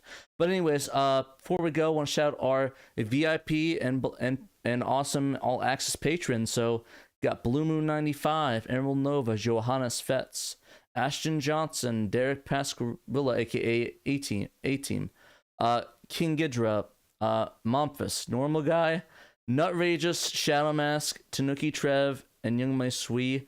And I just want to say how happy I am. I think we just hit like 100, like 39 patrons, $190 a month, which is kind of insane. I never really expected us to be able to get that much money a month, and that's insane that you guys are giving us that much to make this happen, and it's amazing. Thank you very much. Seriously. It's helping out with all the hosting. It's helping out with all the podcast stuff. It's helping out with the magazine. So, and yeah, so I just want to give a big shout out to everybody that's been donating and stuff, and, you know, helping us out, achieving our goals. And to those of you who can't find, you know, I know there's a lot of folks in our Discord who are like, you know, just trying to, you know, pay the bills and stuff like that. I mean, cost of living is so high. It's a hard time right now. I mean, we appreciate your vocal support. We appreciate you being a part of our community, engaging in conversation, helping people who are newbies, and they come to Saturn and they have no idea. You guys get in the comments and you help them out, or maybe you're mods on our Discord, or if you share our stream, you like it, you thumbs up, you're helping us, you know. So we really appreciate those who are able to financially contribute. But yeah, if you can just like help by sharing us out and helping us boost the signal, you know, because if you're boosting our signal, then you're really boosting the Saturn signal and making it so that not all the channels on YouTube are just like Nintendo channels. Exactly, and it really helps us a lot. Like we just hit, I think 3,000 on Twitter. We just hit like 3,000. Every time I open up Twitter, it always gets this dumb waifu case. I think that just says more about me. All right, let me switch to my account, my Flex account. Yeah. And yeah, buy a shirt. We have shirts. They're okay. So we just hit 3,000 on followers on Twitter. Thank you very much for that. You guys are amazing. Good, cool stuff. And then got all these cool articles up here and stuff. Yes. But yeah, and like I said, if you can't support us financially, like month to month, even if you can just buy a shirt, that'd be great. Like that would help us out a lot. So like all his cool designs. The virtual patent Dave by AM25. Shouts out. Mr. AM25 credits right there. It's cool shirt designs. Got these cool logos. The cool logos that Dave designed and all these other awesome shirts. And yeah, we definitely appreciate that. And of course, like I said, just on YouTube, like, subscribe, comment, ring the bell. I'll only get to my YouTube. Hopefully there's nothing agreed. There's always like dumb stuff that pops up on my YouTube. I don't know why. I'll just close that out and just open that later. But yeah, we always get the dumbest stuff that pops. I hate it. Like, it's like, oh, like, yeah, it's like a bunch of curse words stuff. But I know. Yeah. Here, I'll do the thing. So like our YouTube channel, like subscribe on our YouTube channel. We'll just open that up right there. So all our cool stuff. I don't know. This is a management channel, so it's like managing stuff. So yeah, has all our links, all our videos. Share them out. Like, subscribe. Thank you for the 2K views on the Mr. Core video. That's awesome. Oh, it's blocking out Dave. My bad. Oops, my bad. Blocking out Dave. Okay. But yeah, like I said, and then that helps us out a lot, and we appreciate all the help that you give us because it. Oh crap! It means a lot. I gotta go. Oh, okay. Dave's gotta go. Wait, no, wait. No, that's okay. I gotta pick up my daughter at 4:30, and it's just 4, so I'm good. I panicked for a minute there. Panicking at the disco. First Friday of every month is early pickup, and I was just like, I had a brain fart there for a second, but anyway, I'm good. Alrighty, then I think that's about it. We're gonna switch over to our gameplay stream, and we will play some Sakura Wars again and have fun with that, and we'll see how far we can get. Yep. Anyways, as always, remember, guys, thank you for watching, and remember, you must play Sega Saturn. You must.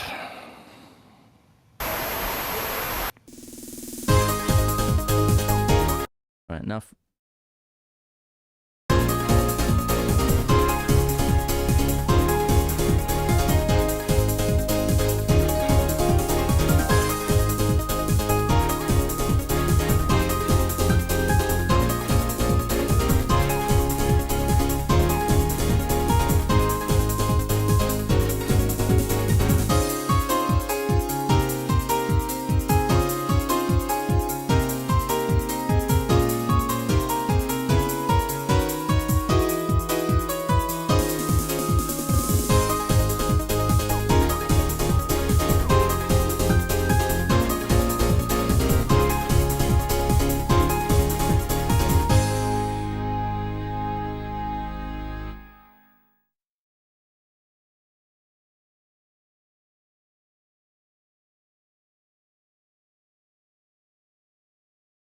Sega Saturn, Shiro!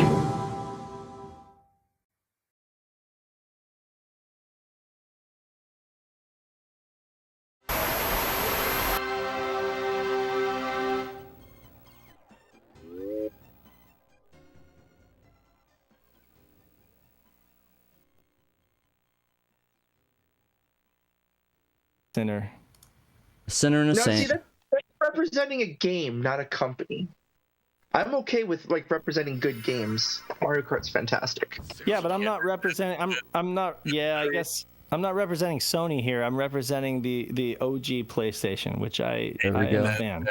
That might be acceptable. Is it acceptable or is it non-acceptable? Is my mic okay? Why is everybody's mic made out of potatoes? My mic's fine. I think you just have dial-up. You need to get dial-up. No, your phone. Dave's mic is okay, and my mic's okay. Yeah, okay. You have big studio mics, but is it so? Like, can't you just plug in a headphone into your phone? Like, it's massively oversteering, and it's get a headset. $12. No, are you wearing a headset? Yes. Well, you sound like you're wearing a headset. Is it bad? Yeah. It sounds like you sound like you're talking through a tin can. Dang, we're just getting arguments, screaming at each other constantly, man. Literally all I've been doing is trying to set up, and I just come back to violence. It's like, dang, people, let's No, and I'm just saying, like. No, not you. It's you know, it's like choosing violence. Damn. No, it's not offensive. It just sounds like a. It sounds like a headset. It might, maybe studio mics are somewhat over engineered. I don't know what you were saying, but I mean, I prefer that like more full voice sound than just kind of like the tinny little transistor radio sound. What's the transistor? Do. Hey, Kay, what are you talking on? I pulled out my phone because. Okay, you sound like you're talking on a phone. Let me just test something. I did this little iRig Pre that I have. You can plug it into a phone. There was a year where I was doing podcasts in the car in my driveway because the baby would like be sleeping, and I would be making too much noise if I was in the garage. But yeah, you know, you could do it in a pinch, plug in an XLR into your phone and have it work. But it's okay to tell people that their mic sucks because you can't hear it. You can tell me that my mic sucks. I don't know which mic I'm. You were the one who started talking about mic. Yeah, you're the one. Yeah. He's talking shit all over Frequency right now. Wait, I gotta look at it. Oh crap! I forgot which. I think it's the top one. Hopefully, I was smart and picked the top one to save as the one that I completed. So I'm a bit stupid. Is this one better? Keep talking.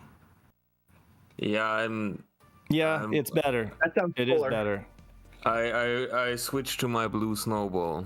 Right. So that sounds. You don't sound.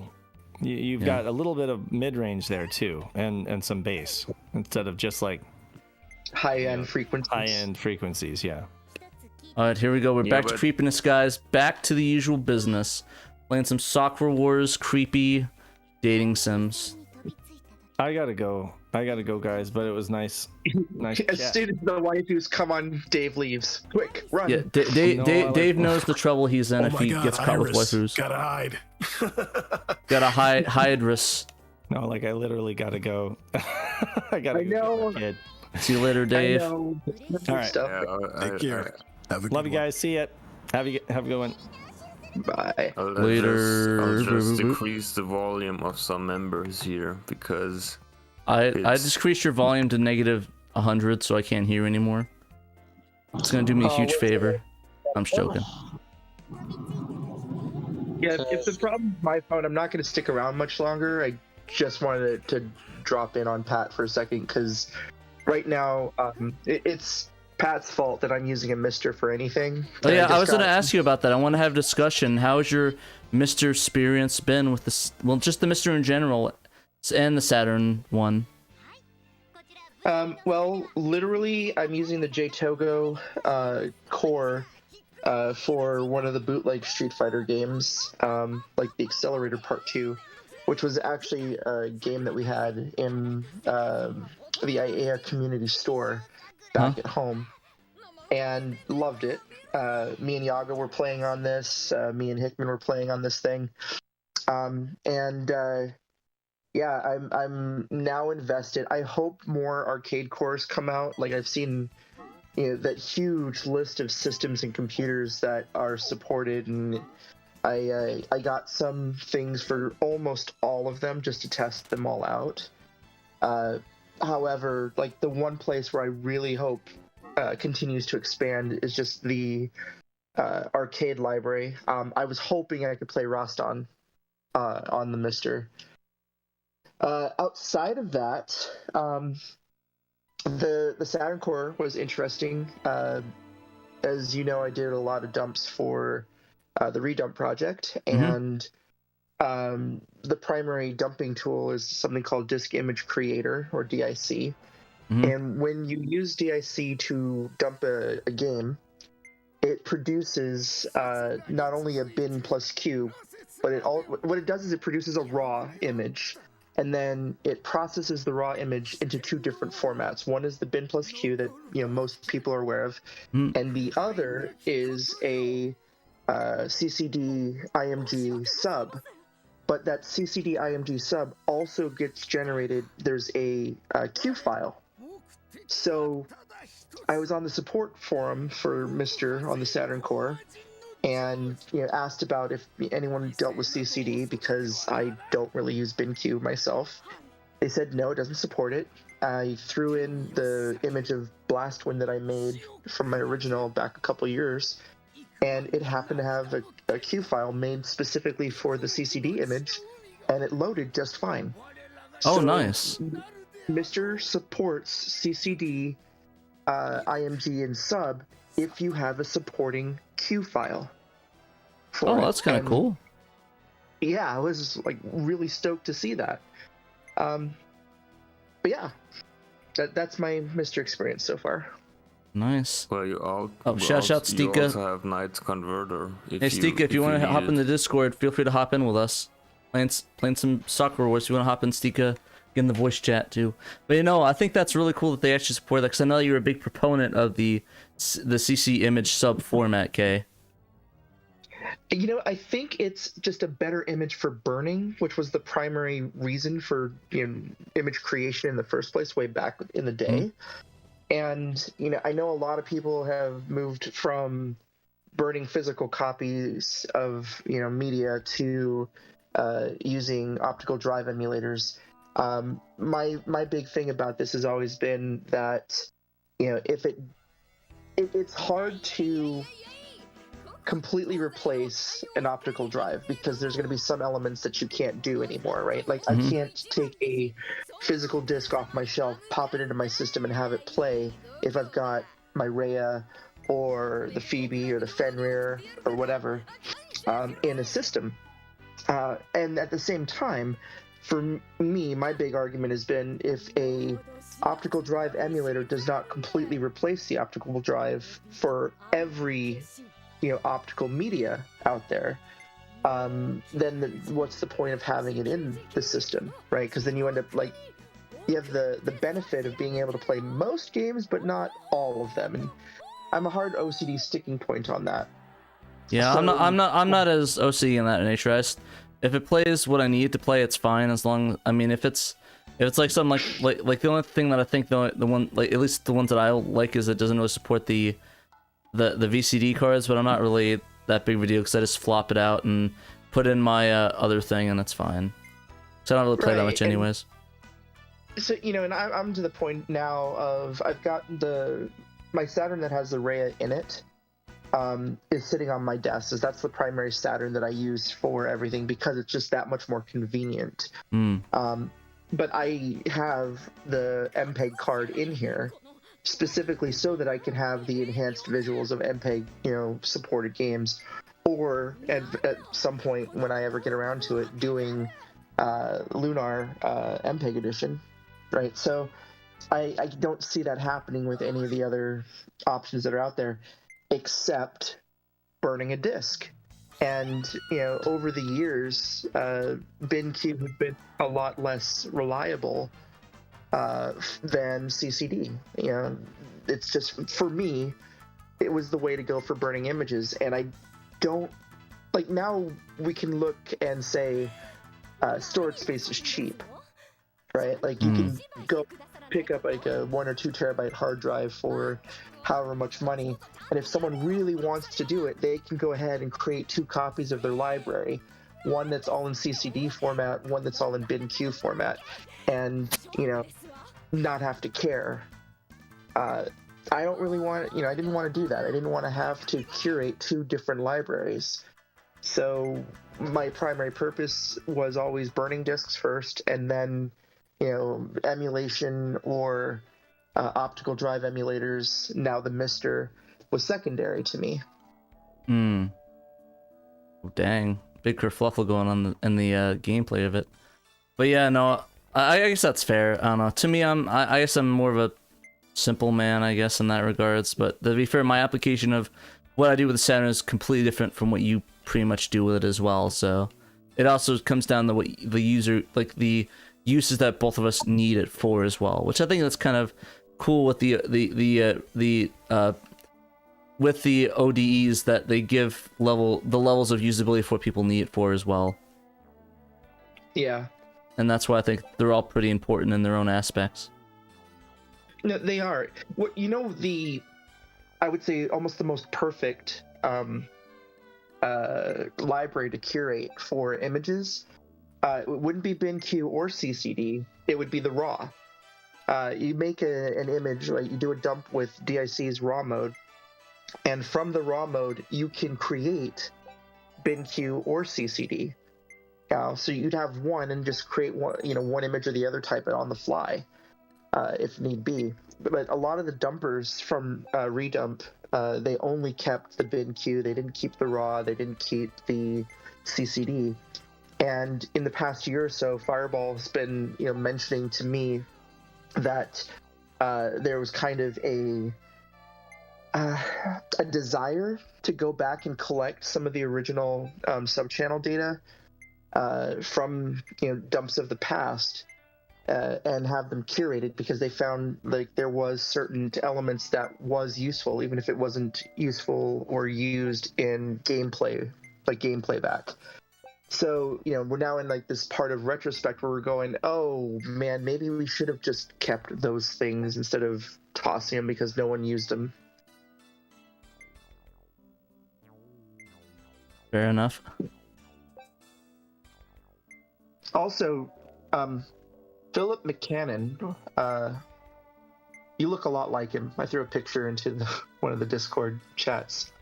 I'll have to take a look at that later. Yeah. Interesting. Anyways, we got Stika in here. Did you have your mic connected, Stika? Yeah, I do. Can you guys hear me? Hey, what's up?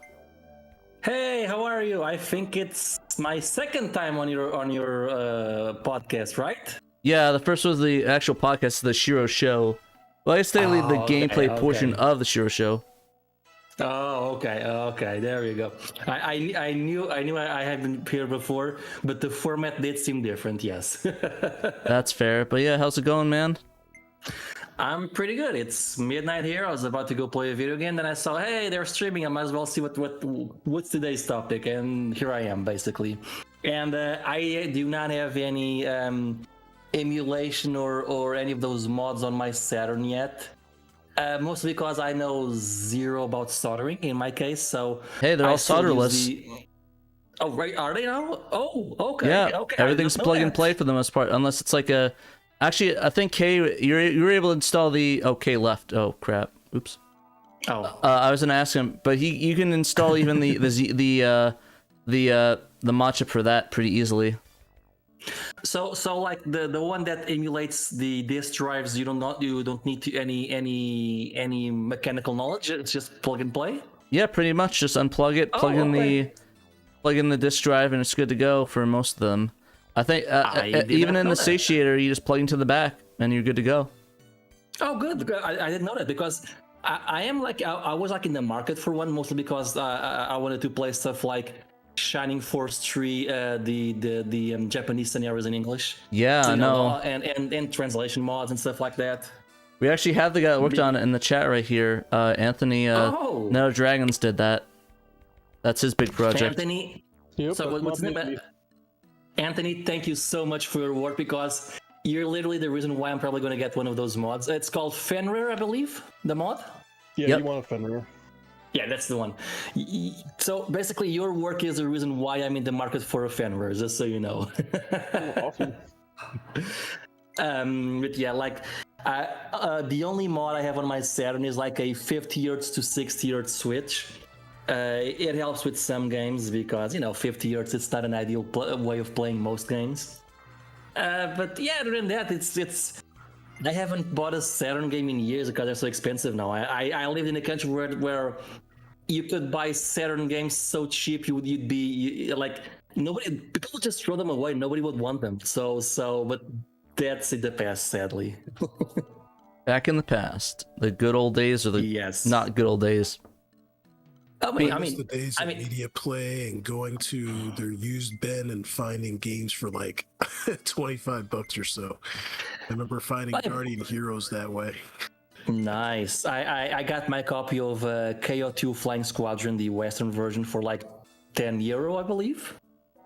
So yeah, it was pretty cheap back then. Yeah, now it's like one of the most expensive games. Oh, it's super expensive now. Yeah. I even have the PS1 board game.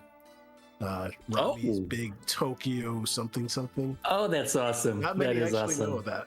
Many don't I knew know about it, but I knew about, but I have to admit I don't have a lot of interest in that one. I do want the Sega CD one, the first game.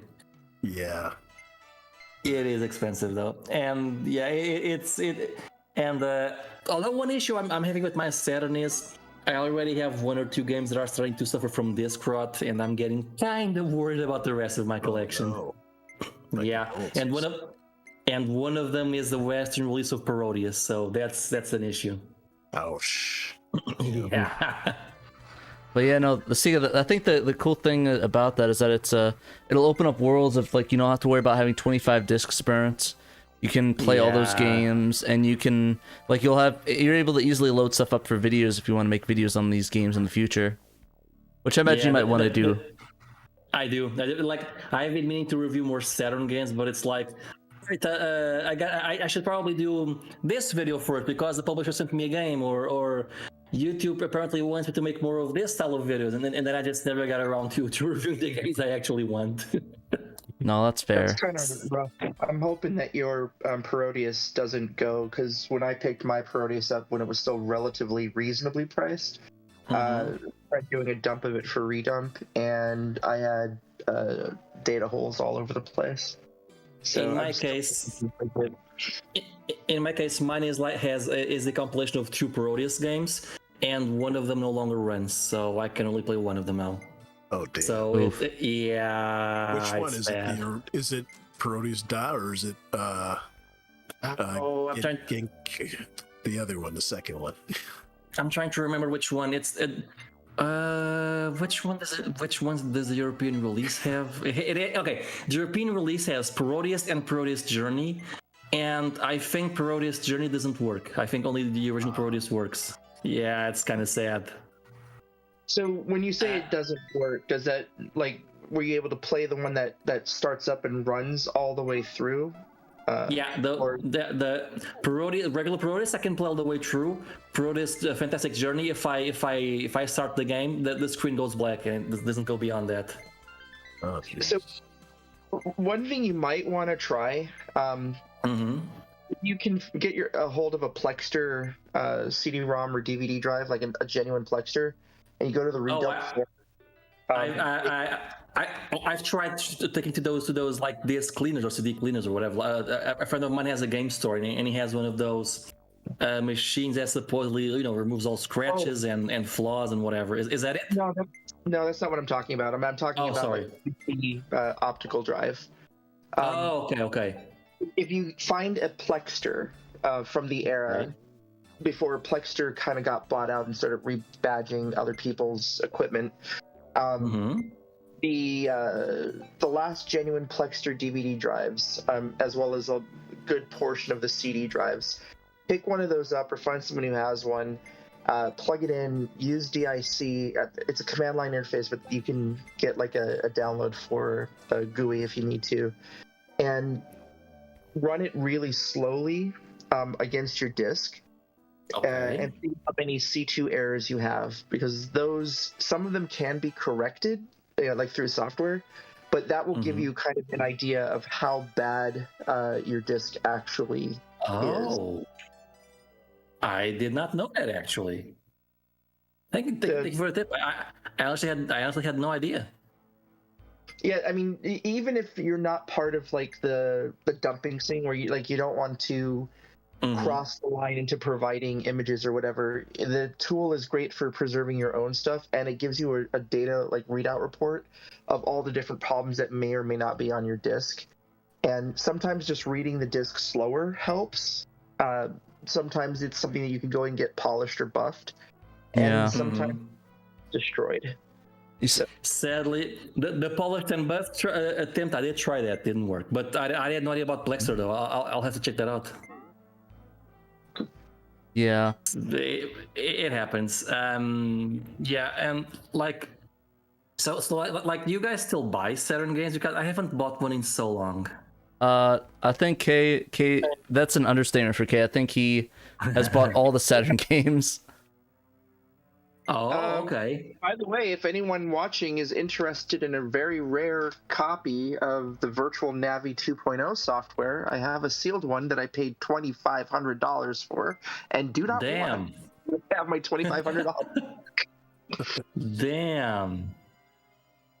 Yeah, that was a disc that was undumped for redump. I saw it come up. I took the plunge, got into a bidding war with someone, and we got the other person may have been doing shill bidding just to drive the price up. Oh, okay.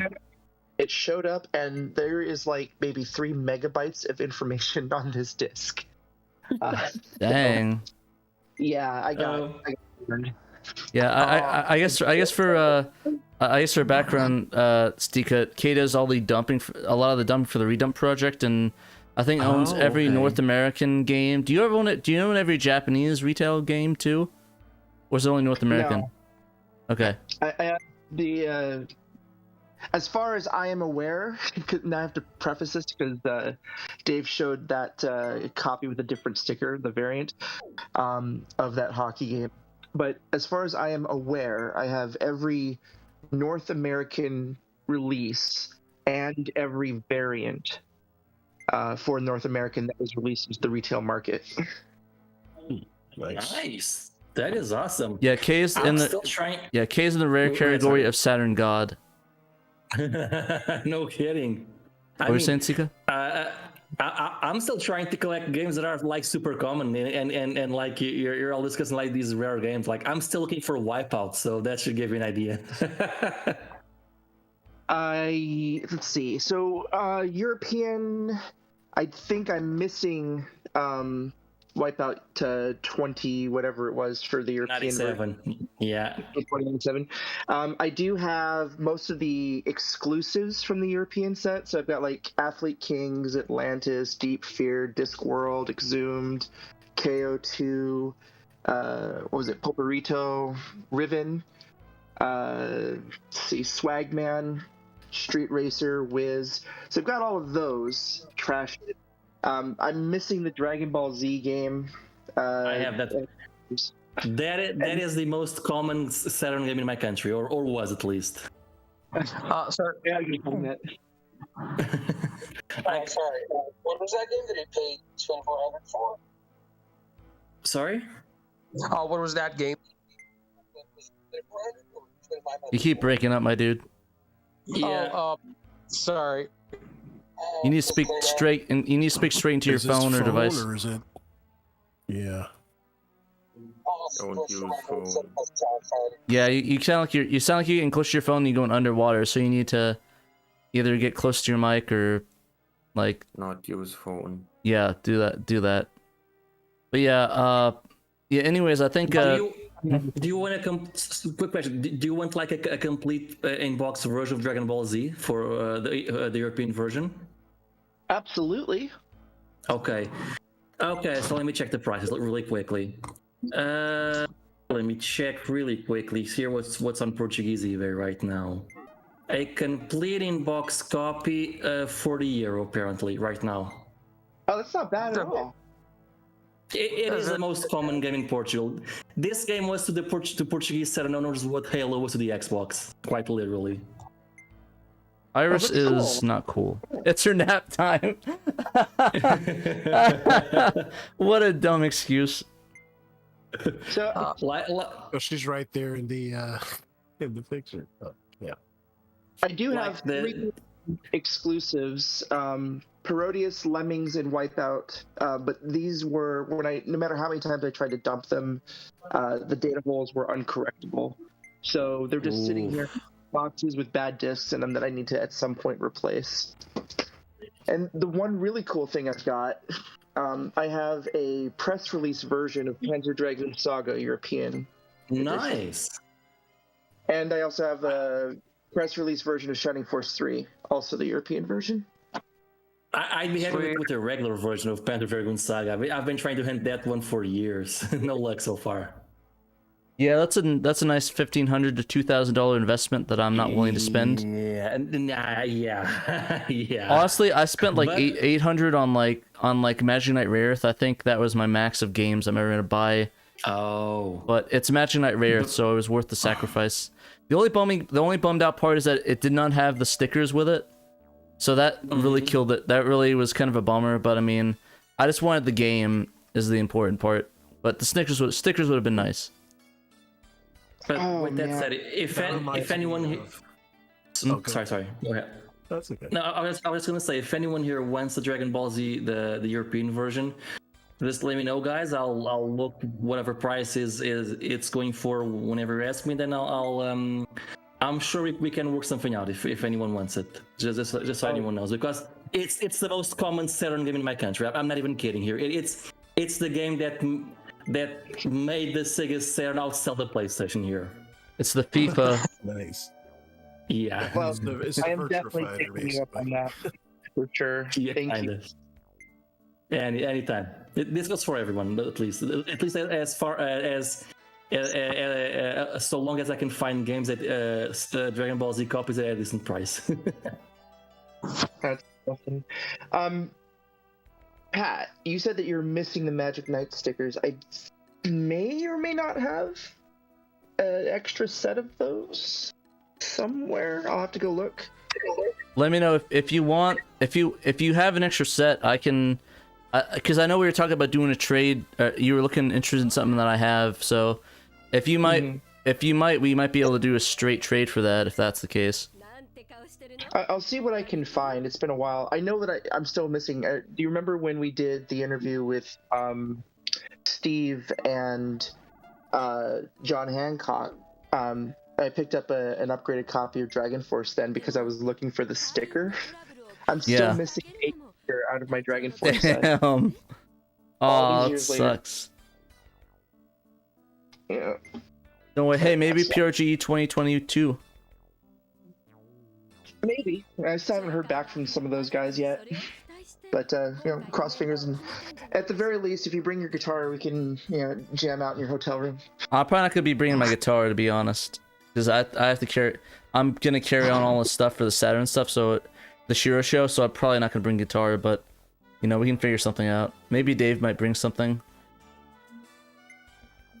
Well, I've got extra guitars here, too. Oh, yeah, that worked. That'd probably be better. Probably. Okay. I was gonna say maybe Rock Band too. That'd be kind of fun at your place.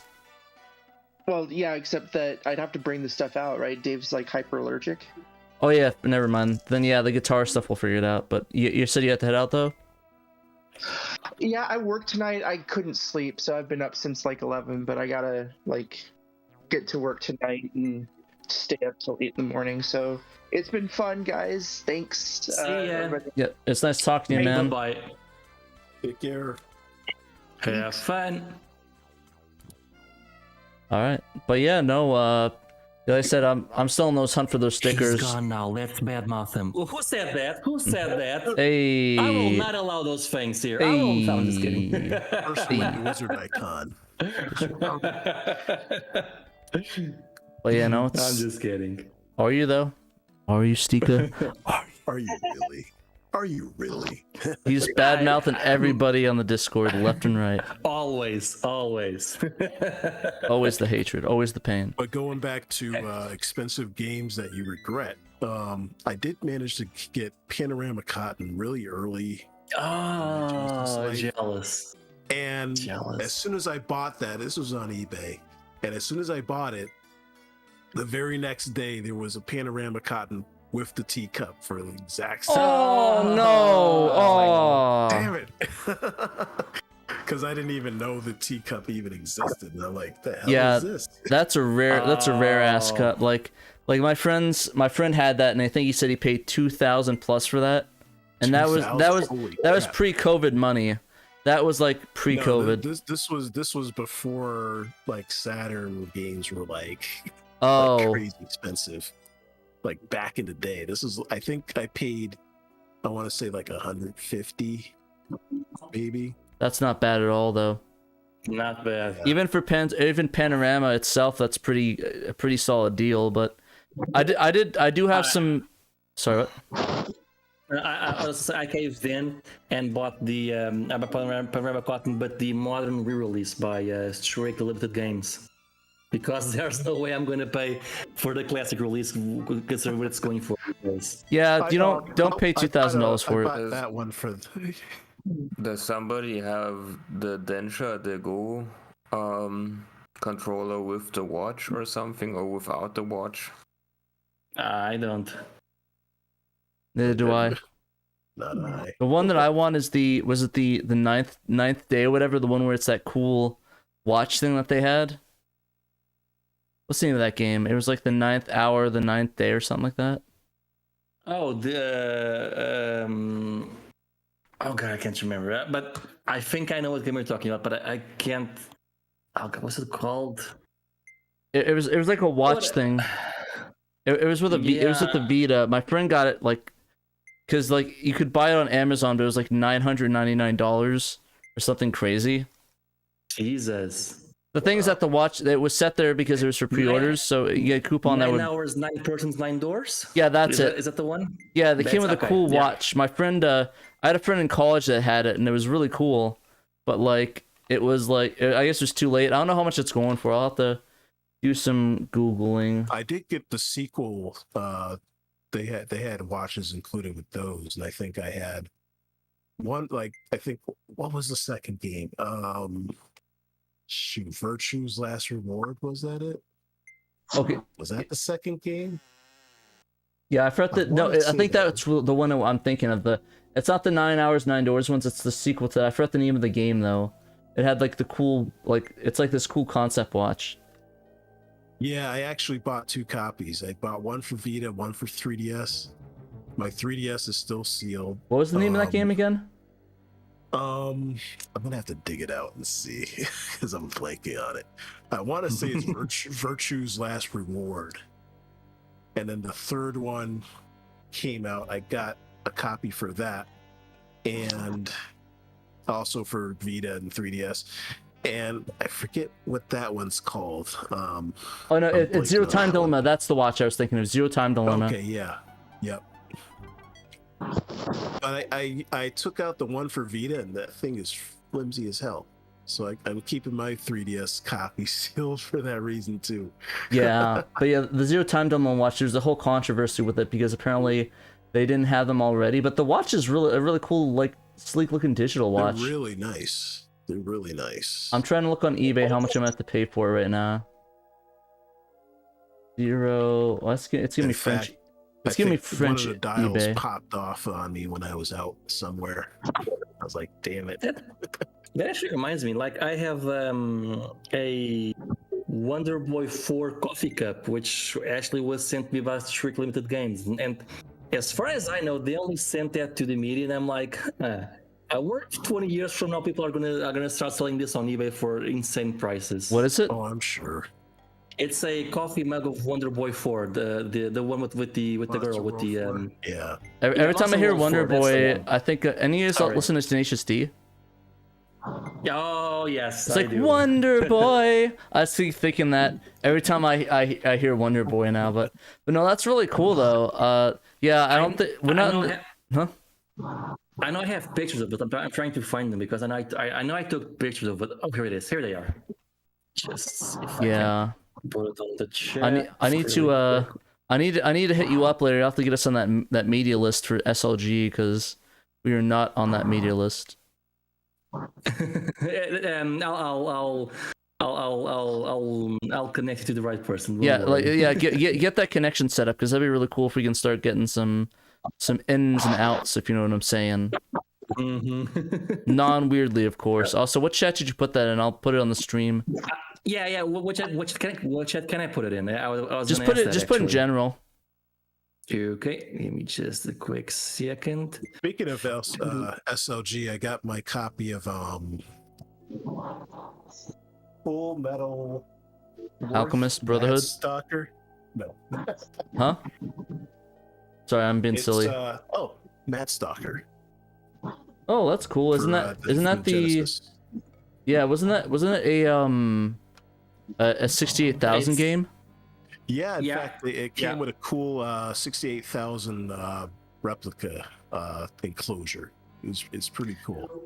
I'll be honest, I didn't care much for the game. I got it as well. I even made a video about it, but I didn't really care much. I thought it had a lot of potential, but there are a lot of things I didn't like about it. Yeah. Like cool. They had the original team come back together and just like finish it. That is cool. And like when Yeah, you're there's fighting the cup regular right enemies, there. it's fun. When you're fighting regular enemies, it's fun. But like when you're fighting against the bosses, the game is just so insanely cheap. Go buy that cup. It's on Insta, so if you guys want that cup, go get that. It's kind of cool looking. Do you have any more photos? Okay, yeah, it looks like you could scroll. Yeah, that's a really cool cup. So what's everybody's take on the remake of what? Of what? Oh, Monster World 4. I don't play bad games, so I don't know. I'm just joking. To be fair, I think the biggest issue with the remake was the launch trailer, which looked horrible. I think they actually improved with the final release from what I've seen, but I haven't actually played it yet. And I'll just say that the original looks better. It's just, you had a beautiful pixel art style, and then you go to this very basic looking 3D models that look like they're out of a Unity game, an indie Unity engine game. It's a downgrade in my opinion, at least visually. It just doesn't have the same soul. I agree. Like something was lost. Ain't got the same soul. Like the old time rockin' and roll. Well, but yeah, I honestly, I'm gonna be controversial opinion time. I've never played any of the Wonder Boy games before. I tried the was it the Dragon's Trap on the Switch, and it was okay. You never played any Wonder Boy game before? I'm an American. Get out of my stream right now. I just end the stream right now. It's like okay, and then Stika just takes over it. Get out of my. Speaking of stream, yeah, I remember this episode of Soccer Wars. This is like the typical it's like they're struggling and they're not friends anymore, and they come together to save whatever. The manga actually covered this too, because we had this Soccer Wars manga, and it was a pretty close adaptation of the game. There was manga? Yeah, Tokyo Pop released it. Sweet. I'm guessing this is another piece of media that because sorry. I'm guessing this is the only piece of Soccer Wars media that got released in the United States, translated. One of the few, yeah. Of course, I love how the manga got a translation and localization. The anime got all the anime and the muse got it, but not a single goddamn game until So Long My Love. We are missing two anime. The second Soccer Wars 3 OVA and the Soccer Wars So Long My Love OVA. Oh well, that's a shame. Get those yet. But yeah, what were you saying before about the manga getting canceled? Well, the manga was published in a magazine or something, and they got canceled. So it held up the Tokyo Pop release, and by that point, Tokyo Pop was no longer. So, R.I.P. Tokyo Pop. Yep. R.I.P. I think we got 8 or 10 releases, or 10 volumes at least. But yeah, honestly, I think. I'm really happy the fact that we can we're able to, well, long trek on that one.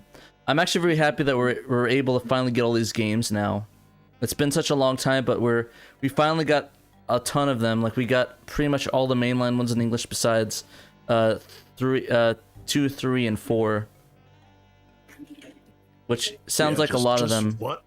Just one. If you told me this back in college, oh my god, I wouldn't have to print like almost 20 pages of FAQs every time I went to college, because I would go to the computer lab, wait for my class. I'm like, okay, I'm gonna download today's episode.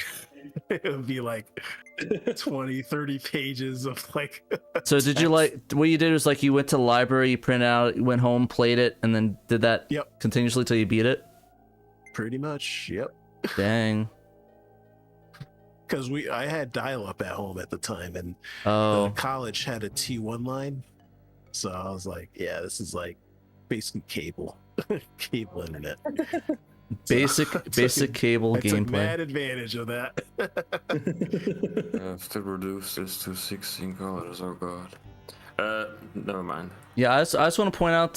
So I got this link to the Panorama Cotton Casing Manual. I just got sent out to me. I don't think it's that bad. $1,700, little bit pricey. If anyone wants to buy that on eBay right there, go ahead.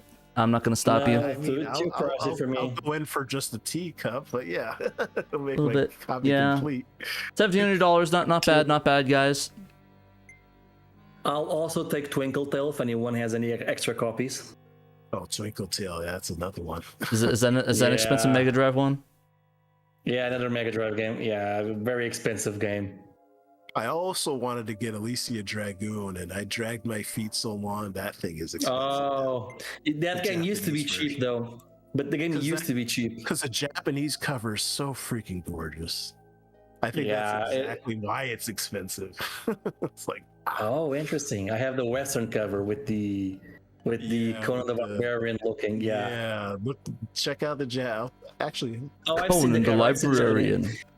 The Japanese cover is amazing. But yeah, I got a question. Grimlock is that? Sorry, go ahead. Sorry.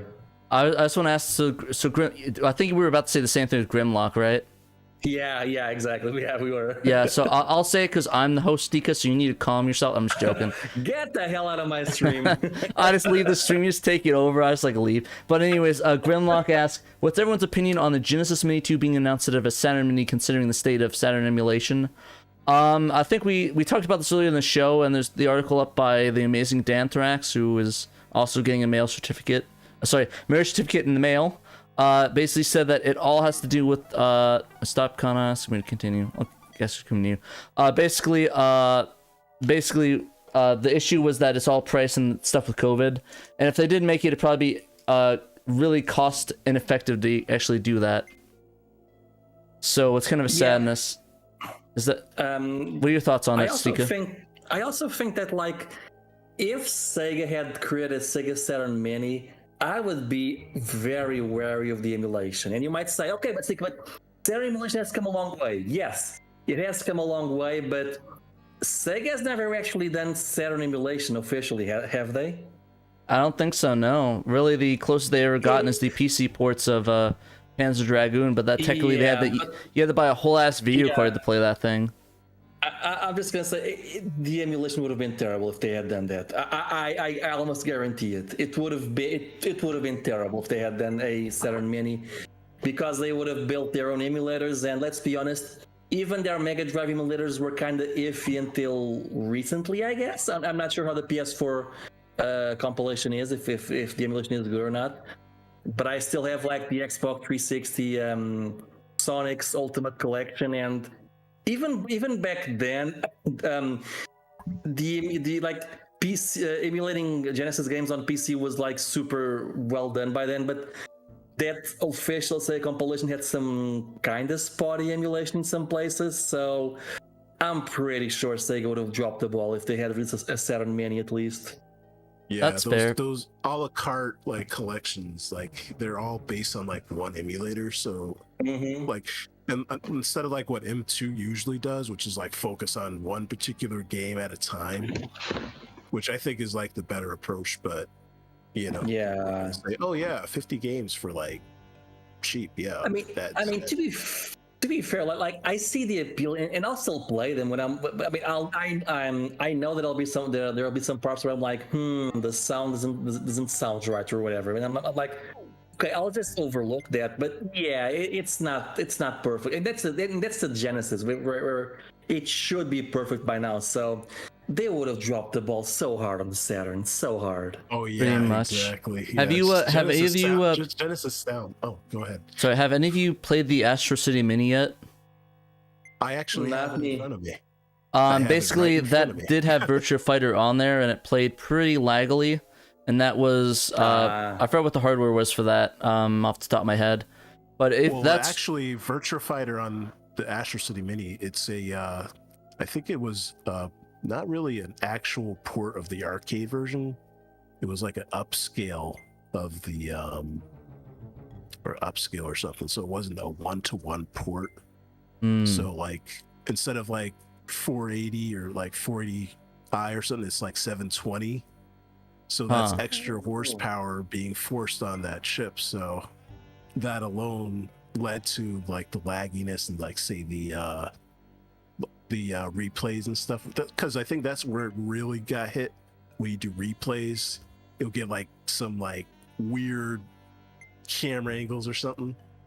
So Okay, so that's why it was giving me issues. I just thought it was a issue in the emulation. So yeah, so yeah, it might have been able to, but like I said, I think an article that Danthrax wrote up, they basically said it would just be cost prohibitive to do something of a Saturn or Dreamcast Mini at this point, whether that be shortage or just technology that we have available. But I mean, I'm sure it'll happen at some point, but I would say we're still maybe some 5 or 10 years before we see that.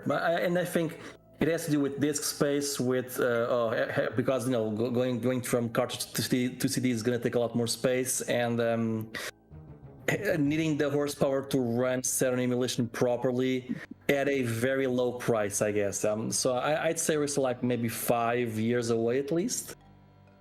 Maybe. I don't know. I think they're Kip, and they're just. Huh? Sorry, you cut off. Oh, sorry. Yeah, you're cut off pretty bad, dude. I think you need to check the Discord settings. But yeah, sorry. Yeah, Is it clear now? Tiny bit, but you keep cutting off. Yeah. Oh, sorry. That's all good. But yeah, I just think that's honestly, I just want to get your thoughts in general. What you guys thought of the Sega Mini 2? Was it the Genesis Mini 2? Well, it has Pop Full Metal and Shining Force CD, which, as far as I know, have never been brought to any other system besides the original Sega CD or Mega CD. So I'm all for it. If there's no Western version, or if they remove those games from the Western version, I will be very upset. Very upset indeed. Yeah, I think we were talking earlier that I was telling everybody that they said that it's going to be a Western version being released, and I said that that if they do add Snatcher onto the US and PAL version of it, I will cosplay as a full Gillian cosplay at the next convention I go to. They will add. They have to add Snatcher. I don't know. I'm very dubious if they're going to add it, to be honest, because I mean, they don't have to do anything. The thing is that would assume that they do something awesome, and knowing Konami, that's not what they've been going for the last couple decades. So. But I mean, they released like TurboGrafx 16 PC Engine Mini. I guess, but the thing is that the game is actually popular in Japan though, and everyone really likes it to that extent. I don't know if the same can be said about the Mega CD in general. Well, they did give the previous Mini a lot of love. They gave them Castlevania. They gave them Contra. Did they give them like a third game, or was that just the two? I forget. I think that was it.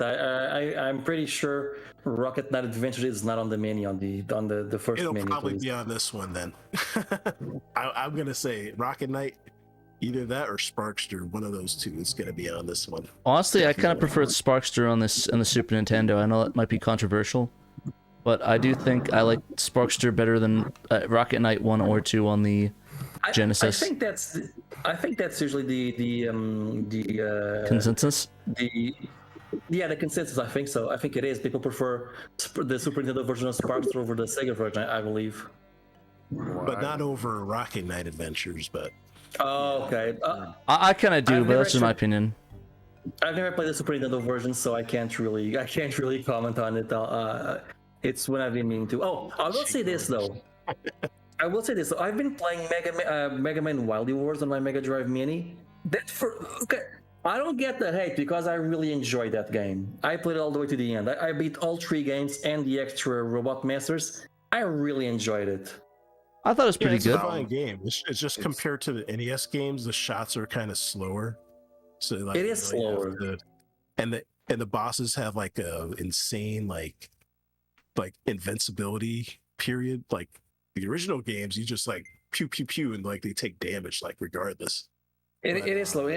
And I didn't notice that, but I actually found the Sega version easier. For example, It sounds weird. I don't know if they retouched the version or not. Maybe they did. It's possible. Yeah. Did you try the standalone, the recent Retrobit release? Oh God, snakes.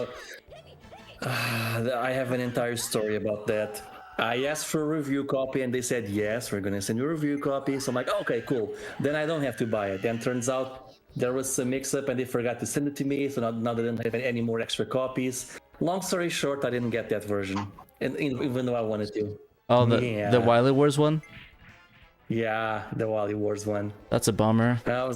Yeah, because I was like, if you guys don't send me, it's fine. I'll just buy it and I'll send it to you. And then they got it mixed up, and so I never got it.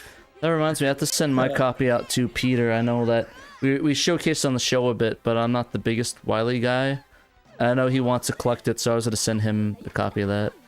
I've been so bad at doing mail stuff. Yeah, I'll admit I don't have a lot of patience for that either, so I totally get it. I'm gonna help Connor right now because she got Snake on her. Snake. Yeah, I was thinking the same thing. What? Dun dun dun dun dun dun dun dun dun.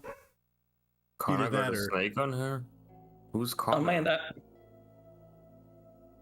the dog, I believe. Badger. Oh, snake. Snake. I'm actually. Oh, it's snake. I remember that. As for me, I'm actually going to bed because it's like 1 a.m. here, and I'm trying to stay awake, but it's getting really hard. Fair. Oh, jeez. Get some rest, definitely. I'm sucking the poison out, boys. Okay. See you, folks. Take care. See you later. Bye-bye. Bye. Also, this is my dog barking. He barks at everything. But he's not Connor, and there's no snake on him. Like in the dog. Some decency. Like he's barking because a snake is attacking him. You mean her? No, it's a him dog. It's a him dog. Okay. Oh, I thought you were talking about Kana. I was like, what? Oh, the snake isn't attacking. Like... Well, it could, if it wanted to. Okay, I think he's done barking now. Never mind. He's still barking. Never mind. I don't know what the heck he's barking at either. He just barks for no reason. It's my dog. He can hear stuff you cannot hear. And he's trying to warn you, but he hears the demons inside of me coming out. You never listen. One day you're gonna regret it. I wish I can. I wish I didn't have to listen to him. All this clear now? Yeah. Still kidding? Yep. I have no idea what you just said. Oh, I'm sorry. Yeah, you need to stay in. You need to stay like close to your phone when you talk, dude. Is it still cutting? Yeah, it's very finicky. Like you need to like keep it close to your face and talk, because if you go back, it goes all staticky.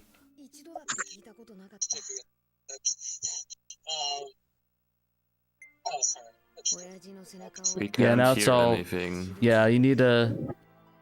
Just type it out and I'll just read it back, because it's yeah. I can't hear like any sentences you say. Oh, okay. Sorry, man. Uh-oh. This is the whole origin story. The I was once born young. Hello. Hey, how's it going, Chris? How's it going, my dude? Nothing much. We're just going. You just Mystica hopped in. We were just talking a little bit.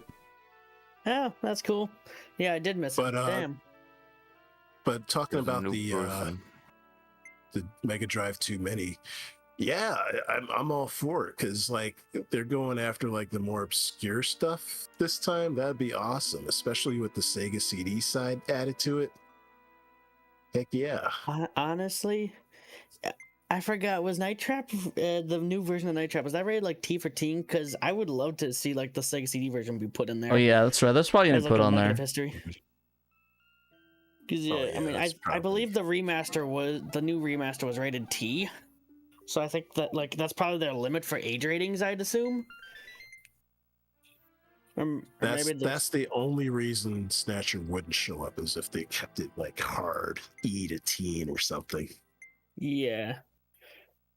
I mean, great. Yeah, I mean, yeah, I guess I was gonna say the PlayStation Classic had Metal Gear Solid, but then again, PlayStation is also somewhat seen as targeting an older demographic nowadays.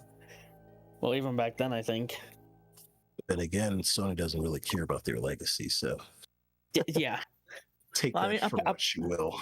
I mean, on the bright side, apparently the outside of specific regions, like in Japan, apparently the NTSC-J version of games is being used. So there's hope for other territories for their new emulation offerings. Yeah, I don't think they're gonna do. PlayStation Mini in Japan had a way better selection, and it had 60 frames per second games.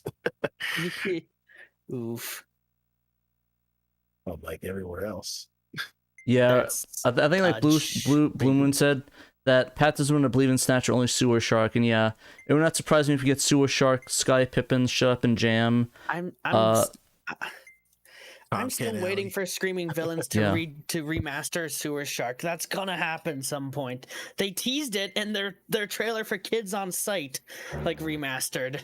Apparently the football one's coming next. Really? Yeah. They're gonna do another Sewer Shark tease in the trailer. Just you wait. Yeah, because that's technically the next Pandemonium video. I think is that football one. And that's the one you're saying is gonna be remastered next, or? That's what I've heard rumors, and that's all. It's only rumors though. That one's apparently next. I can't wait for Sewer Shark because I genuinely love that cheesy acting. I think it's good. I'm not, but I mean, if you were down to, that's cool. I can never get into it, sadly. I mean, I've never played it. I've only seen like the acting, so I haven't played the game. My only interaction that I remember having it is EVGN. It's like Sewer Shark. There's only 2 words to review that game: Shit Shark. Shit Shark. And I always thought that was the funny. Yeah. His disc was busted, I believe, so he couldn't play it. Oh no, that was Corpse Killer. Corpse Killer. Yeah, that's right. He just didn't like the other games. Like, yeah, it's just 2-word review. But no, Crypt Killer.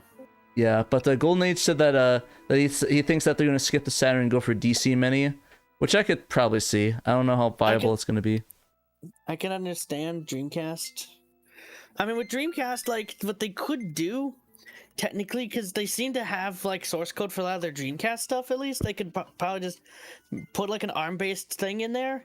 And just make all the games native ports. It wouldn't be in the spirit, but that would probably be something they could do to get maybe the price down of the hardware. But then again, the software and porting might be bringing it back up.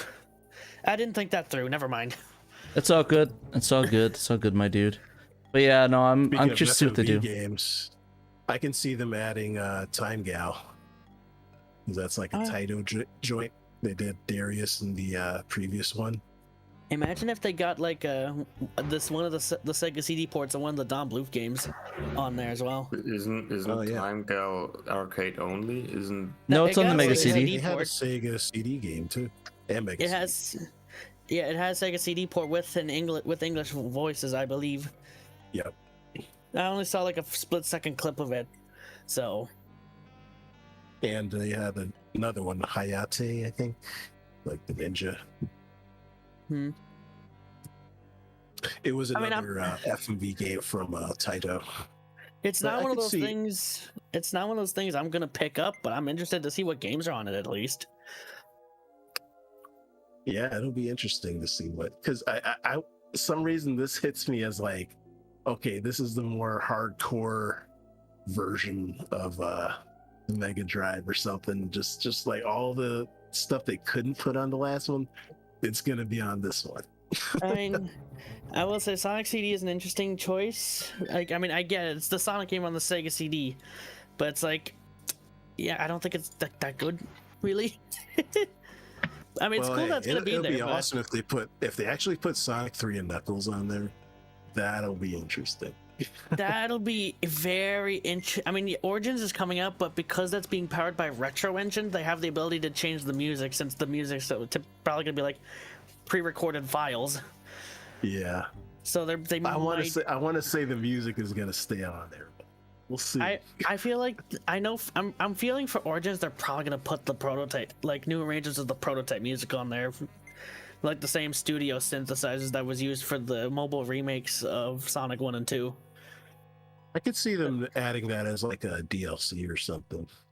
No, I feel like because there's still issues with like Brad Buxton and all that stuff. Like, did they ever get that sorted out? Because if not, that might be the route they have to take. Well, that's the reason why it probably costs so much, because of the licensing.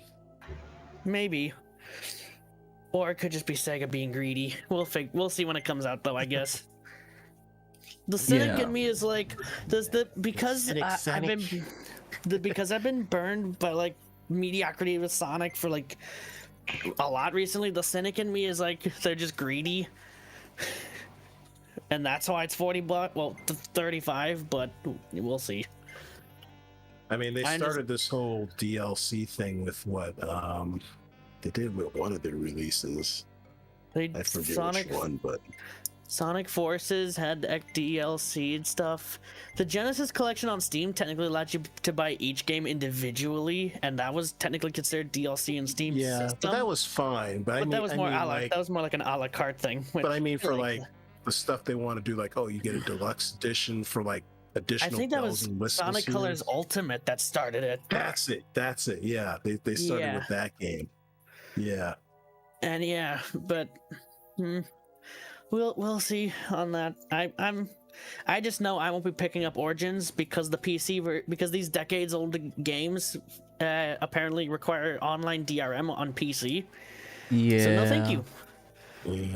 Although they got rid of De Nouveau for Mania after a while, so but not Sonic Forces or Team Sonic Racing.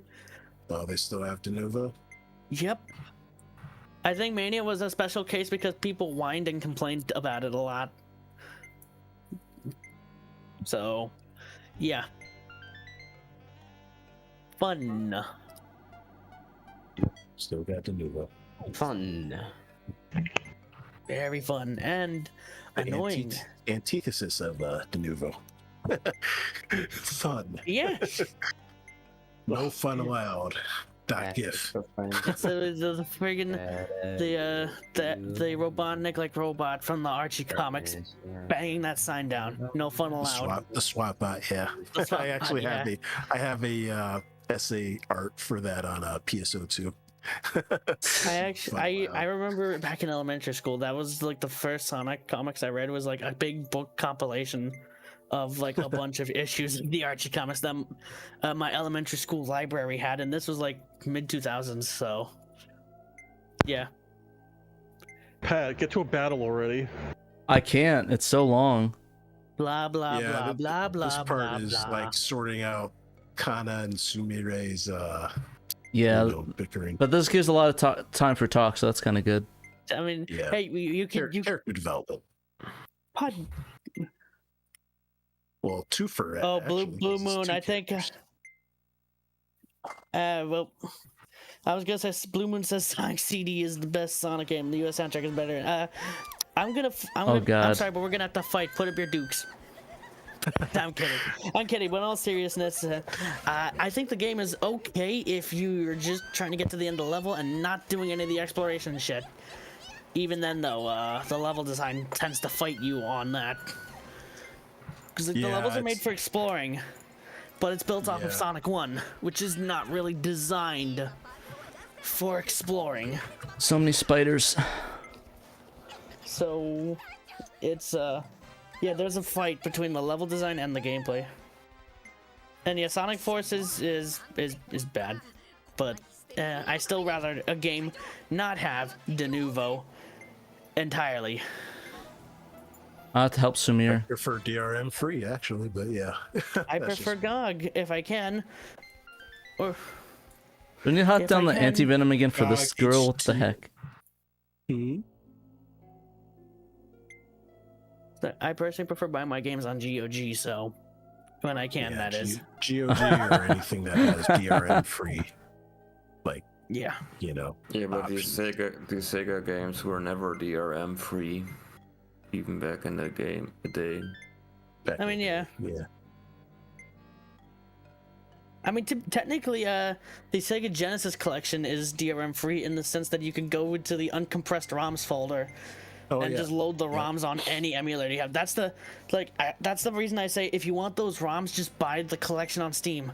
It's like you give them money, like show them that these retro products are important. Like, yeah, the emulation and that sucks, but hey, you've got these ROMs, you can put them on your flash card or your own or use something like Blastem. Yeah.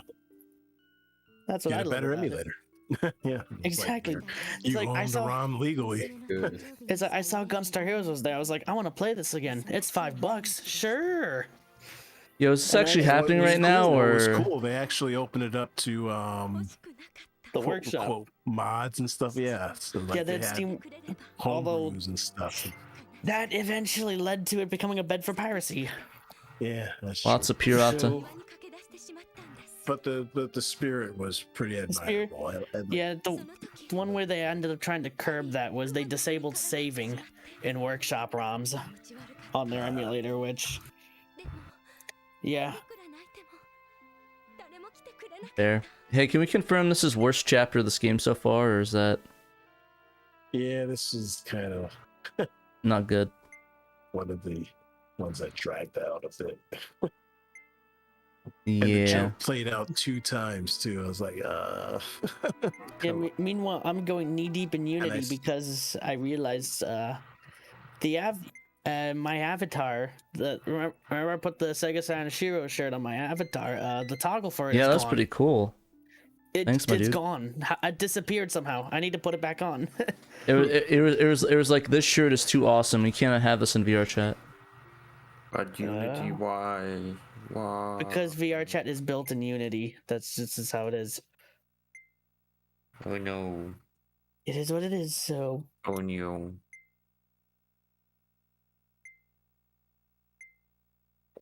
I thought if it's only VR chat, it's cool, but you can't do good games in Unity.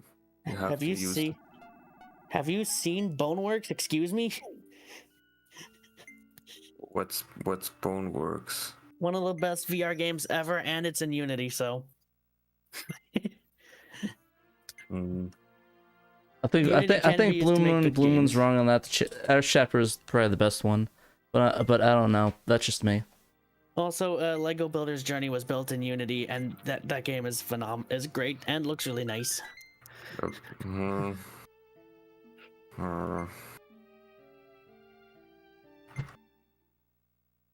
I don't know. Let's know how to get the poison, so let's go get that anti-poison.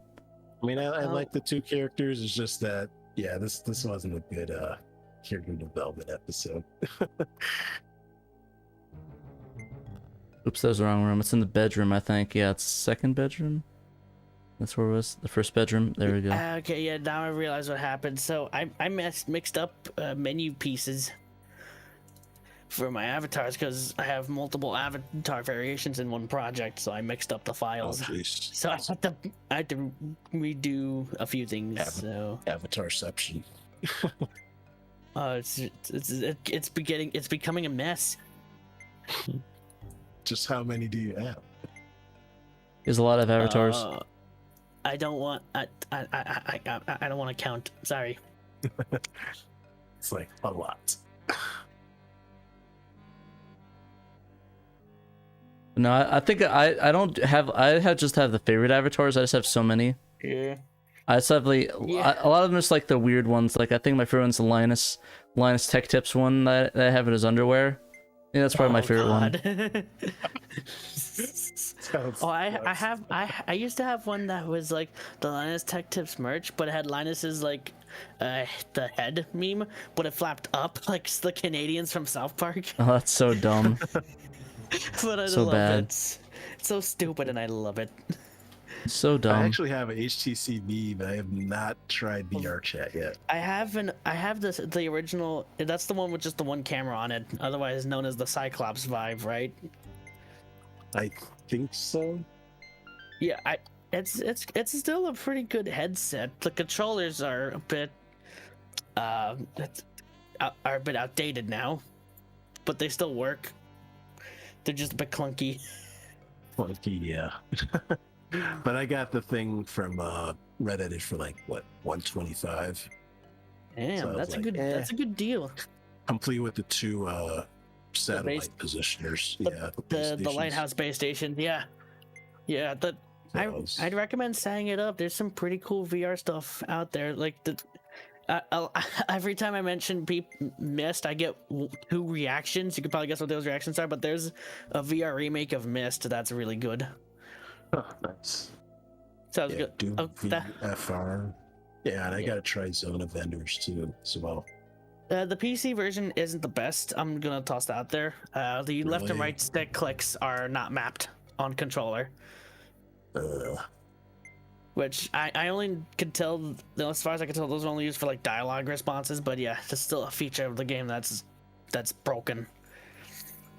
Check these. Let's check these servant quarters. See if they have any venom. Guess not. None. Oh no, I said something on the floor.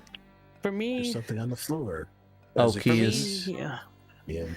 Since we're on this topic now, best VR games. My favorite my two favorite VR games that I played are Boneworks and Half-Life Alyx. Yeah, I still need to play Alex. I still think the best one I play is VR chat, mostly because it put me into. It feels like I'm actually in a VR world. That was kind of cool. Oh yeah, VR chat is its own category. I mean, that's where my social life is. So yeah. That's where my That's social VR. That's not a game.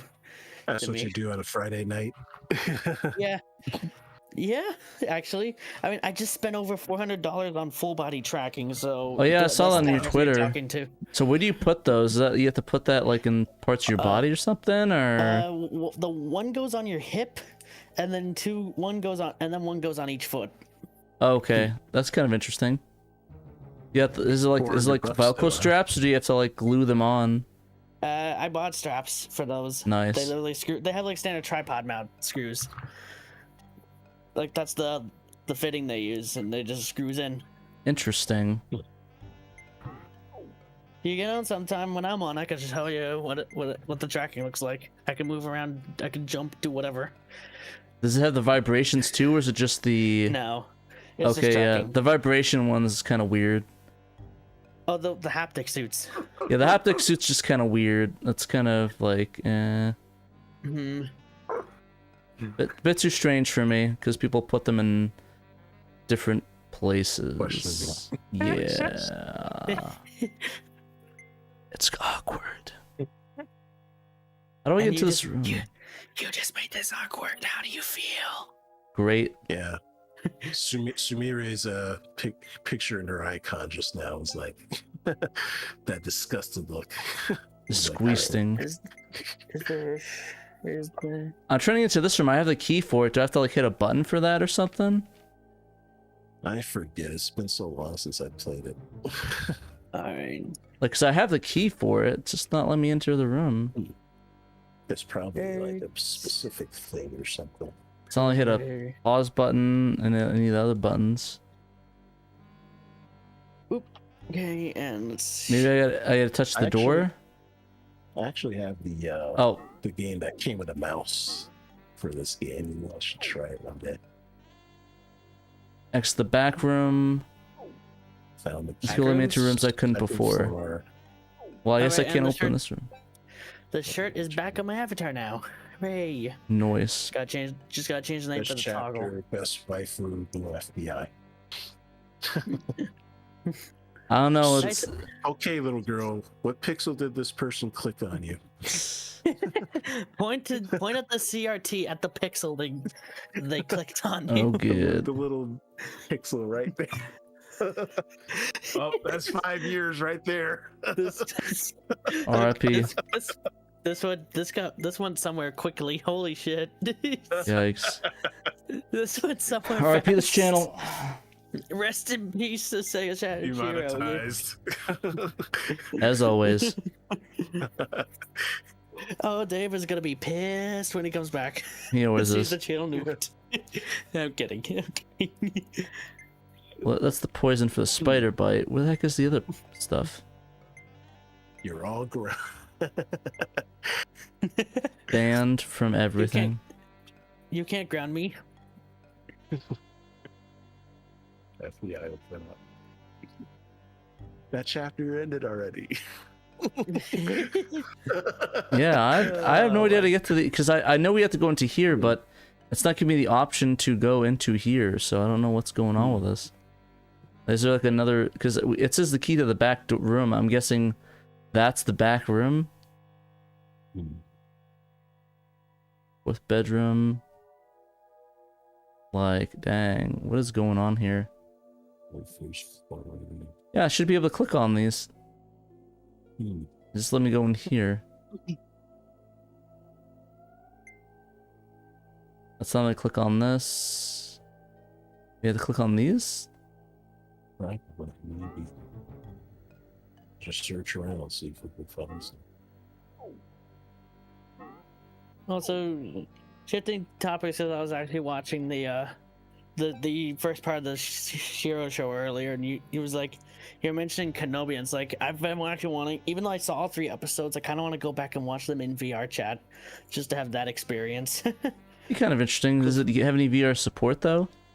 No, well, I mean, the movie world that I was talking about has TV shows, and Kenobi is in there. Interesting.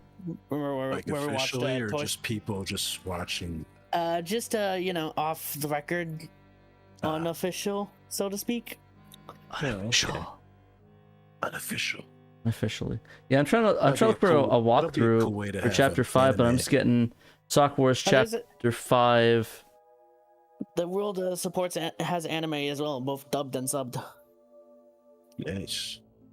Yeah, I'm trying to find a walkthrough to how to get into these doors. Mask. See ya. See ya, my dude. Yeah, I'm not seeing a. Yeah, oh man.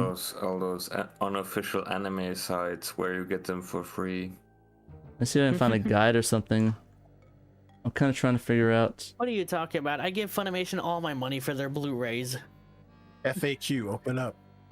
Yeah.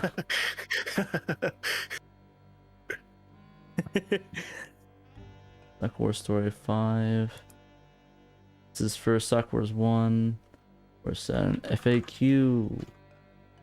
FA1. No, FAQ. Sakura Tyson. This is Disc 1 guide. Jet. That's not good. Wait, I'm all the way at the bottom here. Oh, episode 5. Okay, at the episode 6. Animation. Episode 5. Okay, here we go. To dining room. Now it is. Spider cake.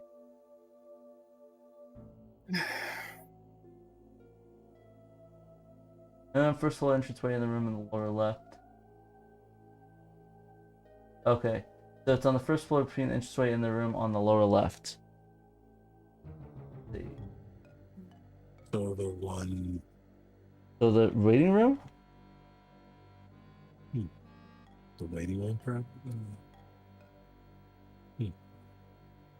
Is this it? No, I think I'm gonna head out. Oh, there it is. Sorry, Okay, there it is. That was weird. I'm gonna head out so I can give my computer more power to convert stuff over to Android, and then I'm probably just gonna hop into VR chat and hang out with some friends. It's nice hanging out here for a bit. Sounds good. I will see you later. I'll see if I can hop in VR chat later. I'm gonna put some stuff away. Sure. And then we'll figure it Fun out. to see you. Yep. Nice chatting with you. Later, my dude. Yep. Bye. Later. Dang, yeah, there's a lot of stuff in this thing. Do you think we need to go outside more? No. Like, Hey, I take my walks. I don't know about you guys. I can't go outside. I'm out of COVID, so I can't even go. Like meet real people. Oh yeah, COVID's a good reason not to meet real people. Now you have and a good excuse not to socialize. I never socialize. I'm always unsocial. Alright. Kana. Let's see. Get the keys. Open up all the doors. Okay, now we go through the doors. Through all the doors, Pat. I'm going through all of them. There's a lot of doors.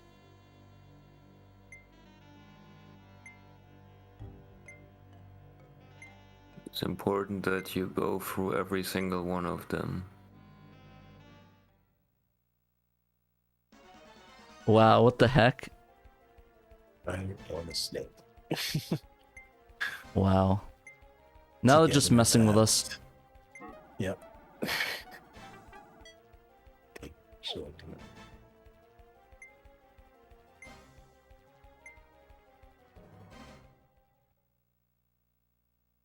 It's did he say that? Come get some.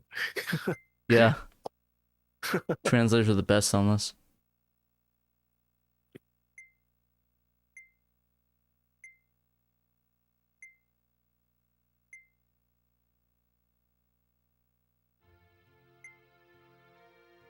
Can't put on a replacement for your father's. Okay.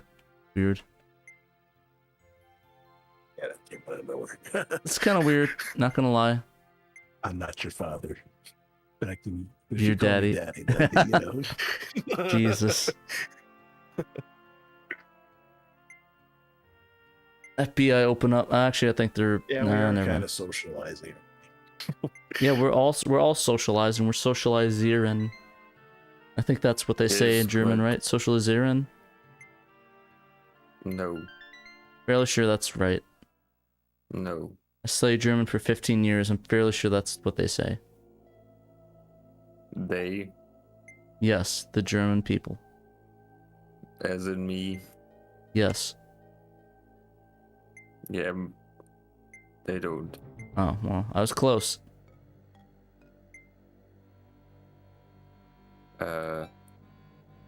Close. To socialize in German. The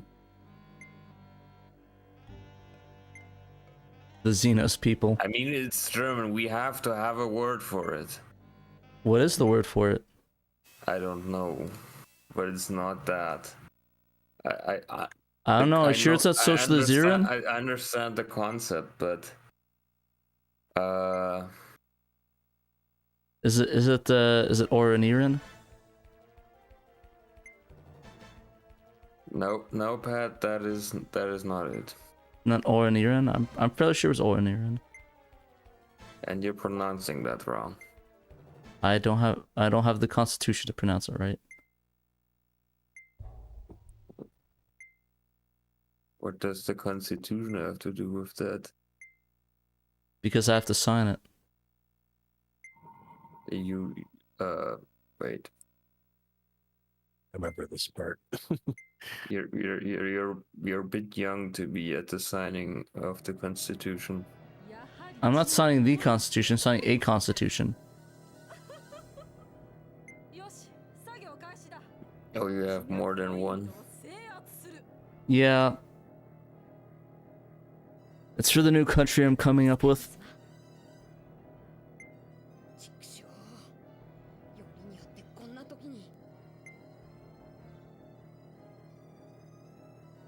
Oh boy, this is gonna get difficult.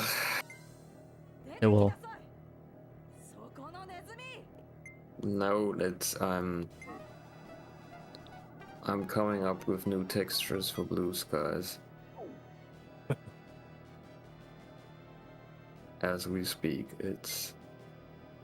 I'm realizing I have to get this under 16 colors. Oh god.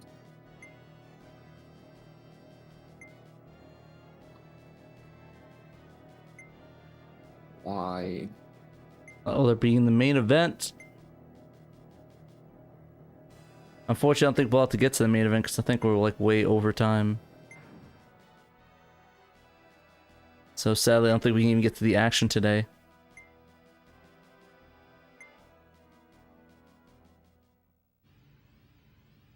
The Oh, they're gonna shoot us with guns. Right, that sort of action. Good.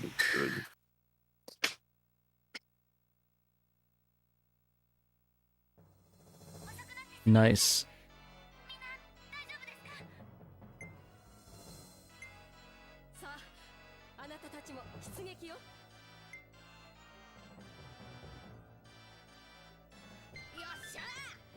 Yeah, it is Sochiel Ziren. Yeah, that's what it is.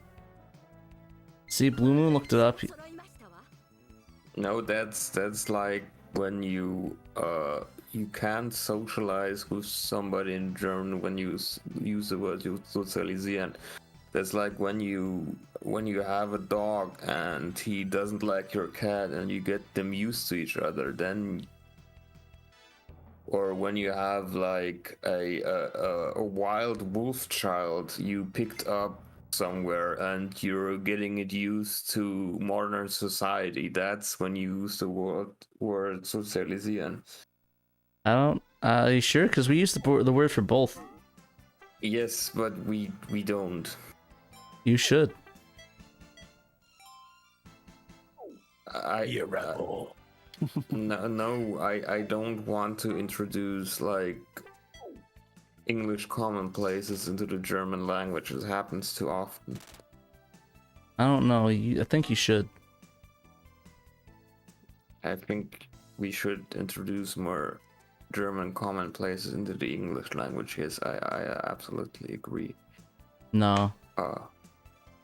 It's a very good idea. Pat, you have such. We'll continue this discussion ideas on the next show, sadly. But yeah, for now, that's it for this time, guys. So we didn't get to any battles. I didn't realize how long this damn chapter was. So I will see you guys next week. Good night, good fight, and remember, you must play Sega Saturn. Shiro, do the Shiro thing. Shut up.